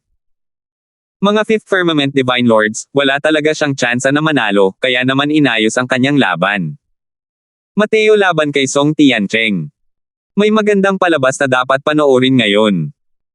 Hey, napaka-arrogant naman nitong punk na to, gusto kong makita kung hanggang saan ang limitasyon niya. Ang lakas ni Song Tiancheng ay talagang isang napakalakas na pag-iral sa mga Divine Lord ng 5th Firmament. Dito nagtatapos ang mito ni Mateo. Hindi rin inaasahan ng lahat na ang unang labanan na makakakuha ng maraming atensyon ay tungkol kay Mateo. Gustong-gusto nilang makita ngayon kung saan nakalatag ang mga limitasyon ni Mateo. Malinaw, si Song Tiancheng ang pinakamahusay na litmus test. Wala lang talagang nag-akala na mananalo si Mateo. Lumipat si Mateo sa mga kaharian upang talunin ang mga 3rd Firmament Divine Lords, napakadaling intindihin ito. Kapag tinawid ni Mateo ang mga kaharian upang talunin ang mga 4th Firmament Divine Lords, matatanggap din nila ito. Kung kaya pa nga ni Mateo na manalo ng 5th Firmament Divine Lords, napakasama rin nito. Tumingin si Song Tiancheng kay Mateo at sinabing, "Napakagaling mo. Kung kaya mong maging isang 4th Firmament Divine Lord, malamang hindi na ako ang makakatapat mo. Pero ngayon, aminin mo na ang pagkatalo. Wala ka ng pag-asa." Ngumiti si Mateo at sinabing, "Bakit pare-pareho ang inyong mga gawi? Hindi ba ninyo alam kung paano magpalit ng ibang bagay? Hindi pa kayo lumaban, sino ang nakakaalam ng resulta?" Bahagyang naniningkit ang mga mata ni Song Tiancheng at sinabi sa seryosong boses, "Dahil ganoon nga, ipapaalam sa iyo ng batang Panginoon na hindi kayang malampasan ng batas pangkalawakan ang lahat." Hindi na kailangang sabihin pa na taglay na ni Mateo ang lakas sa pakikipaglaban ng 4th Firmament Divine Lord. Ngunit, mayroon ding napakalaking agwat sa pagitan ng 4th Firmament Divine Lord at 5th Firmament Divine Lord. Bukod dito, si Song Tiancheng ay isa pa nga sa pinakamagaling sa kanila. Naririnig ang sagradong kamao ni Buwan. Dumagundong ang kamao ni Song Tiancheng, dinala ang world power ng Fifth Firmament Divine Lord, na halos maduraj ang singsing. Nang makita ng lahat ang eksenang ito, bawat isa sa kanila, kitang-kitang nagbago ang kanilang mga mukha. Dati, palaging natatalo ni Song Tiancheng ang kalaban sa isang galaw lamang. Walang sino man ang makakapilit sa kanya na gamitin ang kanyang buong lakas. Ngayon, sa wakas ay nasaksihan na nila ang kapangyarihan ni Song Tiancheng. Biglang nagbago ang ekspresyon ng lahat, at hindi makapaniwalang tumingin kay Mateo. Ano ang gagawin niya? Makakalaban niya si Song Tiancheng. Diyos ko, hindi ba niya gagamit ng batas pangkalawakan para maiwasan ang suntok na ito? Teka lang. Isa pang ang body cultivator, middle stage 4 transformation golden body ang lalaking ito. Napakalalim ng pagkakatago ng lakas niya. Sa gitna ng karamihan, umalangaw-ngaw ang mga sigaw ng mga bulalas. Dahil natuklasan nila na hindi lang pala naiintindihan ni Mateo ang spatial law, isa rin siyang middle stage 4 transformation golden body cultivator. Ang gininto ang katawan ng nasa gitnang yugto ng ika-4 na pagbabago ay katumbas ng isang martial artist ng 4th firmament hanggang 6th firmament divine lord. Kakapasok lang ni Mateo sa middle stage 4th transformation golden body, ang lakas niya ay halos katumbas ng 4th firmament divine lord. Inisip ng mga taong ito na ang pinakamalaking inaasahan ni Mateo ay ang batas pangkalawakan. Hindi nila inaasahan na ang pisikal na lakas ng katawan ni Mateo ay mas malakas pa kaysa sa kanyang martial arts. Kuko ng dragon ng universo. Putok. Isang malakas na dagandong ang umalangaw-ngaw. Umatras ang dalawang tao ng tigi-isang dosenang hakbang. Bahagyang nagbago ang ekspresyon ni Song Tiancheng. Isa siyang 5th firmament divine lord at nakipaglaban hanggang sa tabla sa bagong abanteng middle stage 4 transformation na si Mateo. Ang kahihiyang ito, hindi niya ito matanggap. Gumalaw ang figure ni Song Tiancheng, at sumuntok muli kay Mateo. Hindi rin sumuko si Mateo, ginamit ang Universe Dragon Claw, at nakipaglaban kay Song Tiancheng. Kumislap ang gininto ang liwanag sa katawan ni Mateo, umaapaw ang dragon aura. Hindi talaga siya nahulog sa isang disbentaha. Sa ibaba ng entablado, matagal na natigilan sa gulat ang mga kalahok. Paano nila malalaman na ang tunay na lakas ni Mateo ay talagang kakilakilabot? Dati, kinukutsa pa nga nila si Mateo dahil sa mababang realm niya, para lang itong dagdag sa bilang ng mga tauhan. Ngayon lang nila napagtanto na sila pala ang mga kumpay ng kanyan. Hindi kayang ilabas ng kanilang lakas ang tunay na lakas ni Mateo. 1718. Hey! Ito ba ang maaasahan mo? Kung ganito lang kalakas ang meron ka, siguradong patay ka na. Sa ibaba ng entablado, malamig na ngumisi si Ruhan. Sa paningin ng ibang tao, ang lakas ni Mateo ay natural na sapat ang lakas. Para makalaban ng buong lakas si Song Tiancheng hanggang ngayon, ang lakas niya ay talagang lumampas sa inaasahan ng lahat. Pero sa paningin ni Ruhan, hindi pa rin ito sapat para tingnan. Ang Mateo na ito ay mayroong napakalakas na talento sa pakikipaglaban. Oo, ang lakas niya ay mas mahina pa rin ng kaunti sa huli. Pero sa pamamagitan ng pag-asa sa mapanlikhang paggamit ng batas pangkalawakan, kaya niyang makipaglaban na kapantay ni Song Tiancheng. Bagong abante sa middle stage 4 transformation golden body at kayanan niyang lumaban hanggang sa puntong ito. Natatangi rin ang sitwasyong ito. Sa ibaba ng entablado, ang lahat ng mga kalahok ay may seryosong tingin. Ang lakas ni Mateo ay higit pa sa kanilang inaakala. Ang dating pinakawalang katiyakan ay naging isang malaking maitim na kabayo ngayon. Kahit si Song Tiancheng ay hindi siya kayang talunin.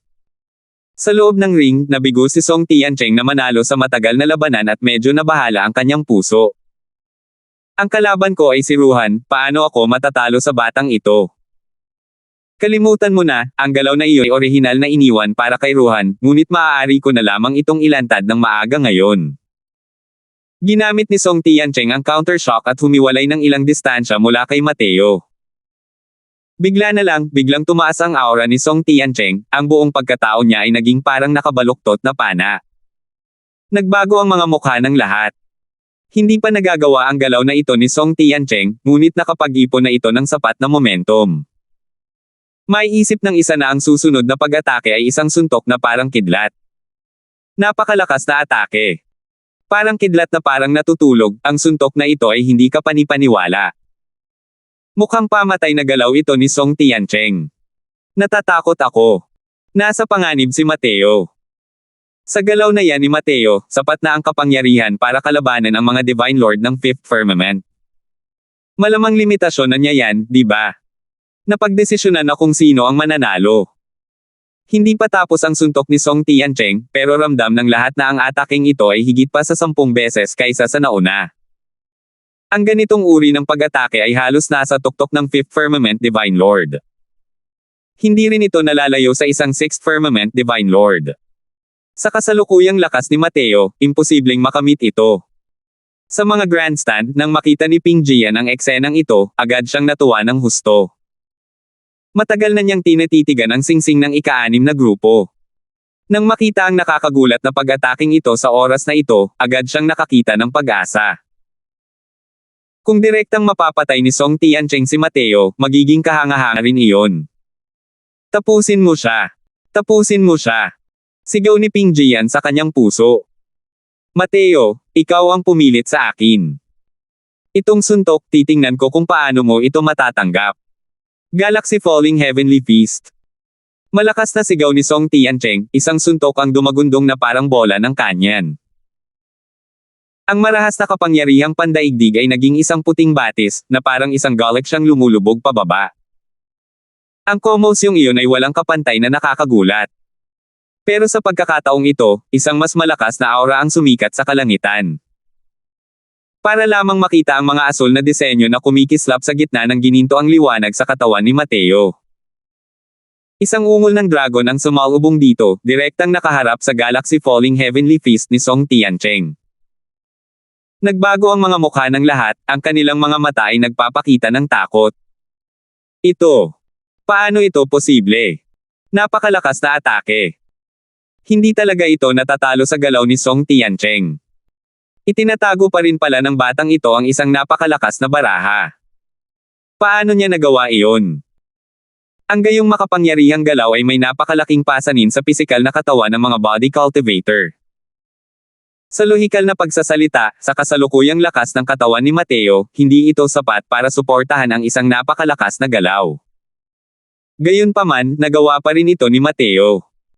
Hindi nila alam na sa pagpapahusay ng mga asul na disenyo, ang pisikal na katawan ni Mateo ay mas malakas kaysa sa nakikita sa unang tingin. Pangalawang tindig ng universo Dragon Claw, banal na dragon na yuyurak sa langit. Nakikita ng lahat ang isang walang kapantay na matibay na asul na dragon na iwinawagayway ang mga kuko nito, direktang kumakamot patungo sa puting batis na iyon. Harapang komprontasyon. Ugong. Nagsalpukan sa ere ang dalawang atake, walang sumusuko, nanginginig hanggang sa manginig ang kalawakan. Dahil sa malakas na pressure na iyon, kitang-kitang nagbago ang ekspresyon ng lahat ng martial artist. Ang kutis ni Song Tiancheng ay namutla ng husto at nakaramdam ng matinding pagod. Kumakatok. Boom! Sa wakas, ang asul na dragon ay labis na nakakabighani na kayang-kaya nitong maapektuhan ang langit at lupa, dinurog ang puting batis, at naglabas ng isang malakas na putok na nakakabigla sa langit. Naglaho ang asul na dragon, ang katawan ni Song Tiancheng ay sumulpat paatras, lumipad palabas ng singsing ng walang lakas. Nanalo si Mateo. Natigilan ang lahat sa gulat. Labis ang kanilang inaasahan sa kinalabasan. Kahit na ang pisikal na katawan ni Mateo ay may lakas na kapantay ng isang Fourth Firmament Divine Lord, si Song Tiancheng ay isang pinakamataas na powerhouse sa Fifth Firmament Divine Lord. Sa pagharap sa Fourth Firmament Divine Lords, halos mayroon siyang lakas para pumatay agad. Pero ang isang napakalakas na Song Tiancheng ay natalo talaga. Ako. Nanghihina na ba ang mga mata ko? Akala ko sa grupo namin, si Song Tiancheng lang ang may kwalifikasyon para hamanin si Ruhan. Hindi ko inaasahan na. Natalo pala siya. Hindi nakakapagtaka. Hindi nakakapagtaka na nang ahas si Mateo na pukawin si Ruhan. Lumalabas na. Kahanga-hanga talaga siya. Sa ibaba ng entablado, hindi lubos na naniwala ang mga kalahok sa ganong resulta. Sa mga grandstand, ang ekspresyon ni Ping Jian ay hindi kapani-pani walang pangit, nagngangalit ang mga ngipin habang sinasabi, lumalabas na ito ang kanyang tunay na lakas. Kasabay nito, pinagpawisan siya ng malamig sa likod. Sa wakas ay naalala niya, noong binalaan siya ni Mateo, sinabi nito na kung hindi siya miyembro ng Profound Secrets Pavilion, matagal na siyang patay. Hindi pala si Mateo ang mayayabang, kundi ang lakas pala talaga niya. Base pa lang sa galaw na ito ng Divine Dragon Trampling Heaven, sapat na para mapatay siya ni Mateo. Sa mga mata ni Ruhan, isang ekspresyon ng pagkagulat ang lumitaw. Pero isa lamang itong sorpresa. Hindi pa siya kayang takutin ng ganitong klaseng lakas. Bahagyang kumunat ang mga sulok ng bibig ni Ruhan habang sinasabi niya, "Hey, medyo interesante. Parang mas malakas pa kaysa sa sinabi ni Ping Jian. Pero kung ganito lang talaga, hindi pa rin sapat." Nagsimula na ang ika-4 na round, ngunit walang mag-aakalang magiging ganito katindi ang sitwasyon ng labanan. Ang laban ni Mateo at Song Tiancheng ay masasabing ang pinakamatinding labanan ng ika-6 na grupo. Siyempre, bukod kay Ruhan. Kung hindi lumabas si Ruhan, sino ang makakalaban? Sa round na ito, inamin pa rin ng kalaban ni Ruhan ang pagkatalo. Sa ika-5 round, inamin pa rin ng kalaban ang pagkatalo. Halos mawala ng pag-asa ang mga tao dahil sa kapangyarihan ni Ruhan. Hindi kayang bigyan ng 4th Firmament Divine Lords ng kahit anong pagnanais na umatake sa harap niya. Habang ang mga 5th Firmament Divine Lords ay ilan lamang sa mga iyon. Si Ruhan ay hindi pa nakakatagpo ng isa hanggang ngayon. Parehong mga eksena ang naganap sa pangalawang arena. Si Jiang Nan na kanina pa malakas na hiyawan ng mga tao, ay walang sino man ang nangahas na gumalaw laban sa kanya. Kabaligtaran sa pagiging mapang-ipang Ruhan, ang pagtayo ni Jiang Nan roon ay nagbigay sa mga tao ng pakiramdam na hindi sila kayang saktan. Hahanapin ng mga martial artist ang mga kapintasan ng kabilang panig kapag nakikipaglaban. Ang bawat tao ay halos may mga kapintasan. Pero hindi talaga nila mahanap ang kapintasan ni Jiang Nan. Ang ganitong uri ng kapangyarihan ay nasa lahat ng dako, hindi ka binibigyan ng kahit kaunting pagkakataon. Walang magawang tingin ni Jiang Nan at naisip sa sarili, nakakabagot naman. Kailan kaya matatapos at magsisimula ang finals? Si Ruhan lang din ang nakaka-excite sa akin, di ba? Destruction Law, hey, gusto ko talagang maranasan to. Magsisimula na ang ika-6 na round, Ruhan laban kay Gao Shan. Dumating ang boses ng hurado, na agad na ikinasabik ng lahat. Hindi mas mahina ang lakas ni Gao Shan kaysa kay Song Tiancheng. Kung mayroon mang makakapilit kay Ruhan na kumilos, walang iba kundi siya iyon. Siyempre. Ngayon, may isa pang Mateo. Kalmado pa rin ang ekspresyon ni Ruhan. Tumingin siya kay Gao Shan at sinabing, "Gusto mo bang umatake?" Tumango si Gao Shan at sinabing, "Alam kong hindi ako ang katapat mo, pero gusto kong humingi ng payo sa batas ng pagsira mo." 1719. Bahagyang kumerba ang mga sulok ng bibig ni Ruhan, nagpapakita ng isang masamang ngiti habang malamig na sinasabi, "Kung gayon. Sige na." Hindi ko alam kung bakit, biglang kumirat ang puso ni Gao Shan. Natakot siya sa masamang ngiti nito. Nako, maliit na kaharian lang ang layo ko sa kanya. Isa pa, namumukod tangi rin ang lakas ko kumpara sa iba pang mga Divine Lord ng 5th Firmament. Hindi kaya't wala akong lakas ng loob na kumilos. Hindi pwede. Dahil nandito na ako, paano ako makaka-address ng walang laban? Sa pinakamarami, aminin mo na lang ang pagkatalo. Umikot ang mahabang espada ni Gao Shan, at mabilis na lumabas ang kanyang katawan. Espada ng Josie na kulog sa langit. Naging pabago-bago ang anyo ni Gao Shan, at napakabilis ng kanyang bilis. Kumikidlat sa paligid niya, ang kanyang aura ay walang kapantay na nakakatakot. Ang mga batas ng sword daw na pinaghalo sa batas ng kulog, si Gao Shan ay tunay ngang makapangyarihan. Mukhang hindi siya nangangahas na maging pabaya kahit kaunti kapag kaharap niya si Ruhan.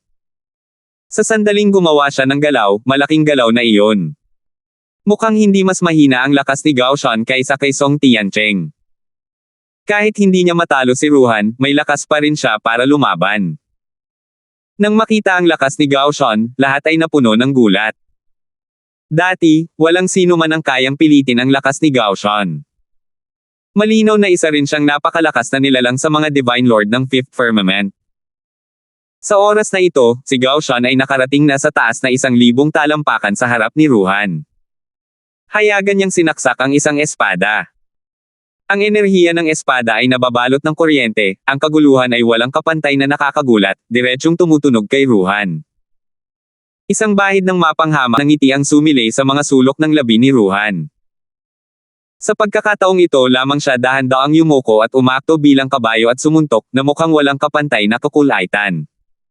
Anong ginagawa niya? Masyado niya rin naman sigurong binabaliwala, di ba? Masyado ring minamaliit ni Ruhan na ito si Gao Shan, di ba?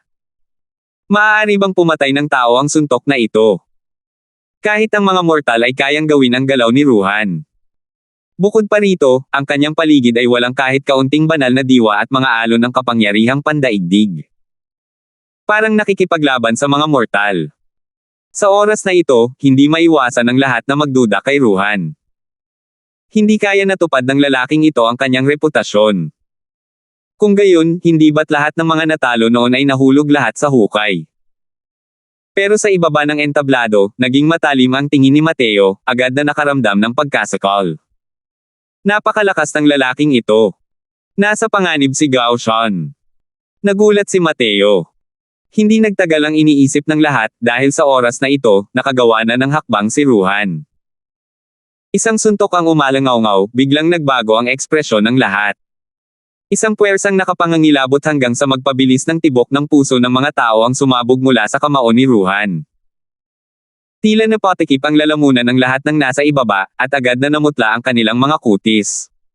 Putok. Isang malakas na ingay ang narinig, at agad na nalipol ang atake ni Gao Shan. Gayunpaman, hindi nabawasan ang momentum ng suntok ni Ruhan, at dumiretso kay Gao Shan. Nanliit ang mga mata ni Gao Shan, gustong makatakas. Gayunpaman, huli na ang lahat. Arg! Sumigaw si Gao Shan, sabay sabog at naging mga piraso ng basura. Binawi ni Ruhan ang kanyang kamao at tumayo roon, habang may paghamak na sinasabi, masyadong mahina, hindi man lang nakatanggap ng suntok. Sa ibaba ng entablado, maraming tao ang natigilan na parang mga manok na gawa sa kahoy, habang nakatingin sa eksenang ito ng walang ekspresyon. Matagal silang hindi nakabalik sa kanilang katinoan. Bahagyang nagbago rin ang ekspresyon ng hukom at ipinahayag niya, panalo si Ruhan. Gao Shan? Talunan at patay na. Napakalakas. Ito ba ang batas ng pagsira? Ang batas ng pagsira ay kilala bilang batas na may pinakamalakas na kapangyarihang umatake. Pero hindi kapani-pani walang malakas din ito, di ba? Hindi man lang talaga nagkaroon ng pagkakataong umamin si Gao Shan. Namutla ng husto ang mga kalahok. Natakot sila ng husto sa suntok ni Ruhan. Nanginginig pa nga ang ilan. Masyadong malakas ang impact na dulot ng suntok na ito sa kanila. Kung si Gao Shan ay isa lamang hindi kilalang tao, patay na siya, kung gayon patay na siya. Ngunit si Gao Shan ay isang napakalakas na pag-iral sa mga banal na Panginoon ng Fifth Firmament. Masasabing bukod kay Ruhan, isa siya sa mga nangungunang tatlo sa grupong ito. Gayunpaman, wala pa rin itong magagawang baguhin. Namatay sa isang suntok lang. Sa mga grandstand, tuwang-tuwa si Ping Jian hanggang sa halos sisigaw na siya. Hindi niya lubos na inaasahan na ang lakas ni Ruhan ay ganito pala kalakas. Gayunpaman, biglang nagbago ang ekspresyon ng kanyang mukha at nagngingit-ngit siya at sinabing, napaka-arrogant ng lalaking ito. Nakita ni Mateo na napakalakas ng kanyang lakas, kaya paano pa niya ito makakaharap ng harapan. Ang kinababahala ni Ping Jian ay kung direktang aaminin ni Mateo ang kanyang pagkatalo, masisira ang kanyang plano. Naglakad pababa ng ring si Ruhan at dumiretso kay Mateo, habang nakangiti, gusto mo pa rin ba akong hamanin? Hindi sumagot si Mateo, ngunit sumagot siya gamit ang isang tanong, gusto mo ba akong patayin? Bahagyang natigilan si Ruhan at natawa ng hindi niya gusto habang sinasabi, medyo interesante. Mukhang natatakot ka. Malamig na sabi ni Mateo, si Ping Jian yan, di ba? Naging makahulugan ang tingin ni Ruhan, at sa wakas ay medyo nagulat. Paano nalaman ng batang ito? Tumingin si Mateo sa kanya at biglang ngumiti at sinabing, sa simula, gusto ko lang makipaglaban sa kanya. Pero, nagbago ang isip ko. Sabi ni Ruhan, oh. Mukhang balak mo talagang aminin ang pagkatalo. Umiling si Mateo at sinabing, ang mga mamamatay tao ay papatayin din kalaunan. Dapat ay handa ka. Nang marinig ito ni Ruhan, agad siyang tumawa at sinabing, "Kuho, nagbibiro ka ba sa akin? Sa tingin mo ba, sa pagkatalo mo kay Song Tiancheng na walang kwalipikasyong iyon, may kakayahan ka ng makipag-away sa akin? Hindi mo malalaman kung gaano kalaki ang agwat sa pagitan natin." Sumulyap si Mateo sa kanya at malamig na sinabi, "Masyado kang mataas ang tingin sa sarili mo." Ngumiti si Ruhan at sinabing, "Brat, ang tigas ng bibig mo. Gusto kong makita kung ano ang gagamitin mo para patayin ako. Sa susunod na araw, sana ay hindi ka direktang tumakas." Malamig na sabi ni Mateo, "Relax ka lang, kahit ang Jade Emperor ay hindi rin ako kayang palayasin." Ang dalawang tao, na sunod-sunod na sumigaw, ay ikinagulat ng lahat. Nagbanta pa nga si Mateo na papatayin niya si Ruhan. Baliw ang batang ito, di ba? Hindi ba niya nakita ang suntok ni Ruhan kanina lang? Malakas ang lakas niya, pero isa lang din itong pinong sinulid na mas mataas kaysa kay Song Tiancheng, tama ba? Talagang matapang. Nalipol ni Ruhan si Gao Shan sa isang suntok lang, pero nang ahas pa rin itong hamanin siya. Sok-sok. Mukhang sa makalawa, isa na namang henyo ang babagsak. Tungkol sa mga kilos ni Mateo na walang alam sa kalawakan ng langit at lupa, natural lamang na ikinatuwa ito ng lahat. Malinaw na naabot na ng hangganan ang laban ni Mateo at Song Tiancheng. Habang ang lakas ni Ruhan ay malinaw na mas mataas kaysa sa limitasyon ni Mateo. Si Jiang Nan lang ng pangalawang arena ang may kayang humamon kay Ruhan, di ba? Mga lumang patakaran, 3 round ng labanan at paghinto, pahinga ng isang araw. Doon, si Cooper ay nakalusot din sa 6 na rounds. Ngayon, isa na siya sa mga paborito na manalo ng kampyonato. Pagkatapos ng laban, agad na hinanap ni Ping Jian si Ruhan at medyo nagsisising sinabi, "Masyado kang padulos-dalos. Sa ganitong paraan, tiyak na iiwasan ka ni Mateo at hindi lalaban." Ngumiti si Ruhan at sinabing, "Kapatid na Ping Jian, alam na niya." Nagbago ang ekspresyon ni Ping Jian at sinabi niya, anong alam niya? Alam na niya ang lahat. Medyo interesante ang punk na ito. Hindi ko pa nabubunyag ang intensyong pumatay sa harap niya dati, pero natukoy niya ito. Isa pa. Nahulaan pa niya na ikaw ang may pukanan nito, malamig na sabi ni Ruhan. Nanliit ang mga mata ni Ping Jian at hindi makapaniwalang sinabi niya, "Say. Nagbibiro ka ba?" Malamig na sabi ni Ruhan, "Relax ka lang, Kuya Ping Jian, hindi lang niya intensyong umiwas sa labanan, pinagbantaan pa niya akong papatayin." Hey, itong batang Panginoon. Inaabangan ito ng husto. 1720. Hey, nandito na ang lalaking naghahangad ng kamatayan. Sok-sok. Hinahangaan ko talaga ang tapang niya, na bantayin pang ang patayin si Ruhan. Itong lalaking ito. Mukhang nakalusot na. Totoo, mas malakas nga ang aura niya. Gayunpaman, wala itong silbi. Ang pinakamalaking inaasahan niya ay ang kanyang malalaman na katawan. Ang tagumpay sa martial arts ay hindi makakapagpabago ng anumang resulta. Nang marating ni Mateo ang ika-6 na singsing, agad siyang sinalubong ng pangungutya. 6 na round ang lumipas, at 8 tao na lang ang natitira sa ngayon. Ang 8 taong ito ay maglalaban-laban para matukoy ang pangwakas na unang pwesto. Sa 100 Battles Arena, walang kahulugan ang pangalawang pwesto. Tanging ang taong nakakuha ng unang pwesto ang makakakuha ng gabay ng Grand Elder ng Profound Secrets Pavilion.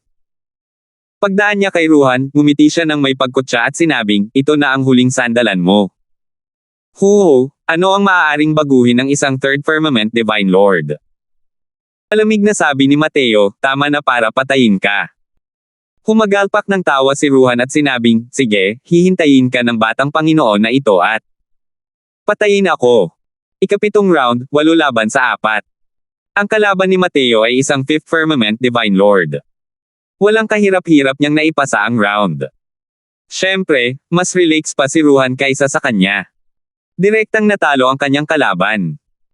Sa aral ni Gao Shan, sino pa ang nangahas na hanapin siya para subukan ang kanilang kakayahan? Maliban na lang kung sawa na silang mabuhay. Ganito rin ang nangyari sa ika-8 round. Ang lakas ni Mateo ang numero 1 tao maliban kay Ruhan. Natural lang na kailangan pang isuko ng Extreme Light Imperial City ang kanilang laban. Sa ika-9 na round, nagharap na sa wakas sina Ruhan at Mateo. Sa mga grandstand, tuwang-tuwa si Ping Jian hanggang sa mamula ang kanyang mukha. Tila nakita na niya ang palabas kung saan pinasabog ni Ruhan si Mateo sa isang suntok lamang. Nakatayo sa ring, bahagyang ngumiti si Ruhan at sinabing, "Brat, gustong-gusto kong malaman kung paano mo tatanggapin ang suntok ko." Pagkatapos magsalita, gumanap si Ruhan ng isang tindig, eksaktong kapareho ng noong pinatay niya si Gao Shan noon. Agad na nagiba ang atmosfera sa ilalim ng singsing. Isang kakaibang aura ang halos makapagpahirap sa paghinga ng mga tao. Bago ito, masyadong matindi ang gulat na dulot ng suntok na ito sa kanila. Ang naiiba ay ang suntok bago ito, ay tinamaan lamang ni Ruhan pagkatapos na makatama ang kalaban. Pero sa pagkakataong ito, siya ang unang sumugod para makuha ang inisyatiba.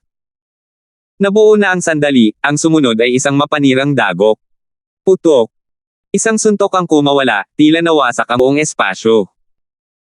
Isang di nakikitang puwersa ang dumagundong patungo kay Mateo na parang tinatakpan ang kalangitan at lupa, ang bilis ay walang kapantay. Putok. Ang malaking hanay sa likod ni Mateo ay nagbigay ng matinding pagyanig. Tila nagsimulang lumindol ang buong singsing. Nagbago ang ekspresyon ni Ruhan at sumigaw siya sa gulat, batas sa espasyo, ikatlong kalawakan. Hindi pa talaga naipakita ni Mateo ang kapangyarihan ng batas pangkalawakan sa harap ng mga tao noon. Iniisip ng karamihan na mababaw lamang ang nauunawaan ni Mateo. Ngunit sa katotohanan, naiintindihan na niya ang batas spatial ng third firmament. Isa itong kahangahangang tagumpay.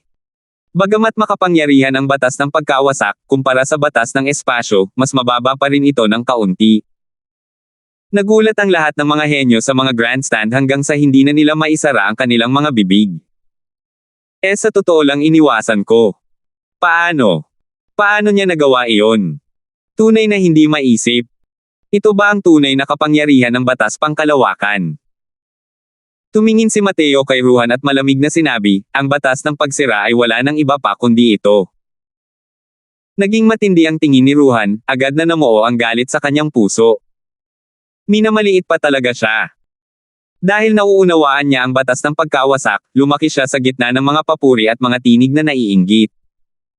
Ngayon, ibang tao pa talaga ang humamak sa kanya.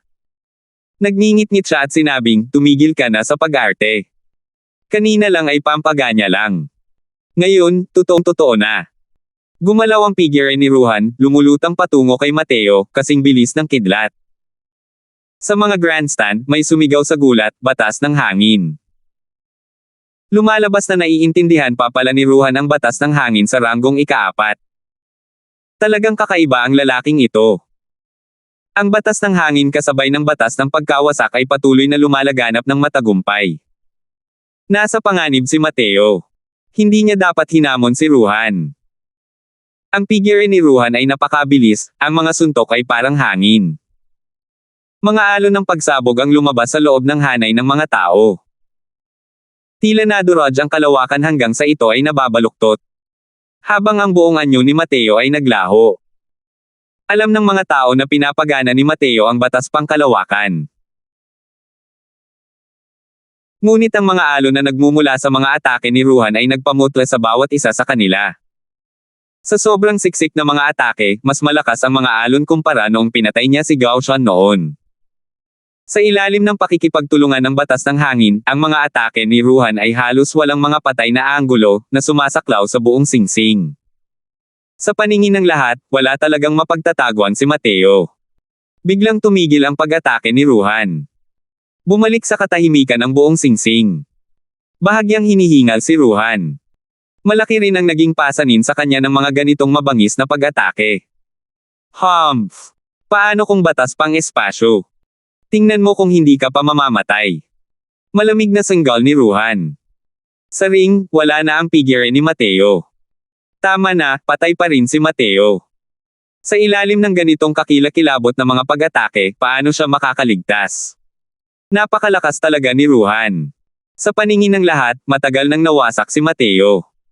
Sa ilalim ng ganitong matinding pag-atake, imposibleng mabuhay ang sinuman. Medyo interesante. Sayang lang at mahina pa rin ito. Isang boses ang narinig mula sa kawalan. Labis na nagbago ang ekspresyon ng mukha ni Ruhan. Sino ba ito kung hindi ang boses ni Mateo? Hindi pa talaga patay ang lalaking ito. Para lamang makakita ng kaunting alon sa kalawakan. Dahan daw ang lumabas ang figure ni Mateo. Naghiyawan ang lahat. Hindi ba pwedeng mamatay ng ganito? Talaga bang napakalakas ng kapangyarihan ng batas pangkalawakan? Tumingin si Mateo kay Ruhan at malamig na sinabi, ang batas ng hangin na kasabay ng batas ng pagkasira ay talagang mahusay. Nakakalungkot lang na hindi mo man lang magawa ang mga batas ng pagsasama-sama. Nagbago ang ekspresyon ni Ruhan at sinabi niya sa malamig na boses, tumigil ka sa pagkukunwari. Ang pagkawasak ay isang batas na may pinakamataas na antas, paano magiging ganoon kadali ang pagnanais na pagsamahin ito? Dalawang malayang batas at pagsasama ng mga batas, ang kapangyarihang iyon ay ibang-iba. Paanong hindi maintindihan ni Ruhan ang puntong ito? Minsan na niyang sinubukang pagsamahin ang dalawang uri ng kapangyarihan ng mga batas na ito ng hindi mabilang na beses. Nakakalungkot lang na. Hindi niya magawa. Malamig na sabi ni Mateo, ganoon ba talaga kahirap? Bakit hindi mo sabihin na napakatanga mo? Ngumisi si Ruhan at sinabing, tanga ba ako? Hey, ito na talaga ang pinaka-nakakatawang biro na narinig ko. Sa mahigit 3,000 na taong ito, sino ang maglalakas loob na magsabing mas magaling pa sila kaysa sa akin? Sumulyap si Mateo sa kanya at nakangiting sinabi, hindi mo man lang magawa ang pagsasanib ng mga batas, hindi ka ba tanga? Sumimangot si Ruhan, tumigil ka na sa pagsabi ng mga sarkastiko, sa tingin mo ba ay mas nakahihigit ka sa iba sa pag-unawa sa batas pangkalawakan? O sa tingin mo ba ay dito na lang natatapos ang lakas ko? Malamig na sabi ni Mateo, sige. Sa pagkakataong ito, aatake rin ako. Kailangan mong tanggapin ito ng maayos. Walang pakialam na sinabi ni Ruhan, isang basura na ang alam lang ay gumamit ng batas pang espasyo para umiwas, sa tingin mo ba ay matatakot talaga sa iyo ang batang Panginoong ito?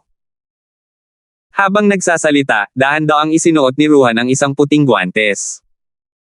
Nakakagulat na isa itong kayamanang mistiko ng pinakamataas na Divine Lord. Kaagad pagkatapos, biglang tumaas ang aura ni Ruhan. Isang aura na mas nakakatakot pa kaysa dati ang kumalat. Banal na kamao ng paglipol. Dahan daw ang hinugot ni Mateo ang Juni Sword, at ang buong pagkatao niya ay naging parang ilusyon lamang. Teka, nasaan ang espada ni Mateo? Oo, nakita ko siyang hawak ang espada niya kanina lang, bakit wala iyon? Ito. Sa tingin mo ba ay medyo kakaiba ang buong pagkatao ni Mateo? Salamat po at sinamahan ninyo ako, ingat lagi mga master.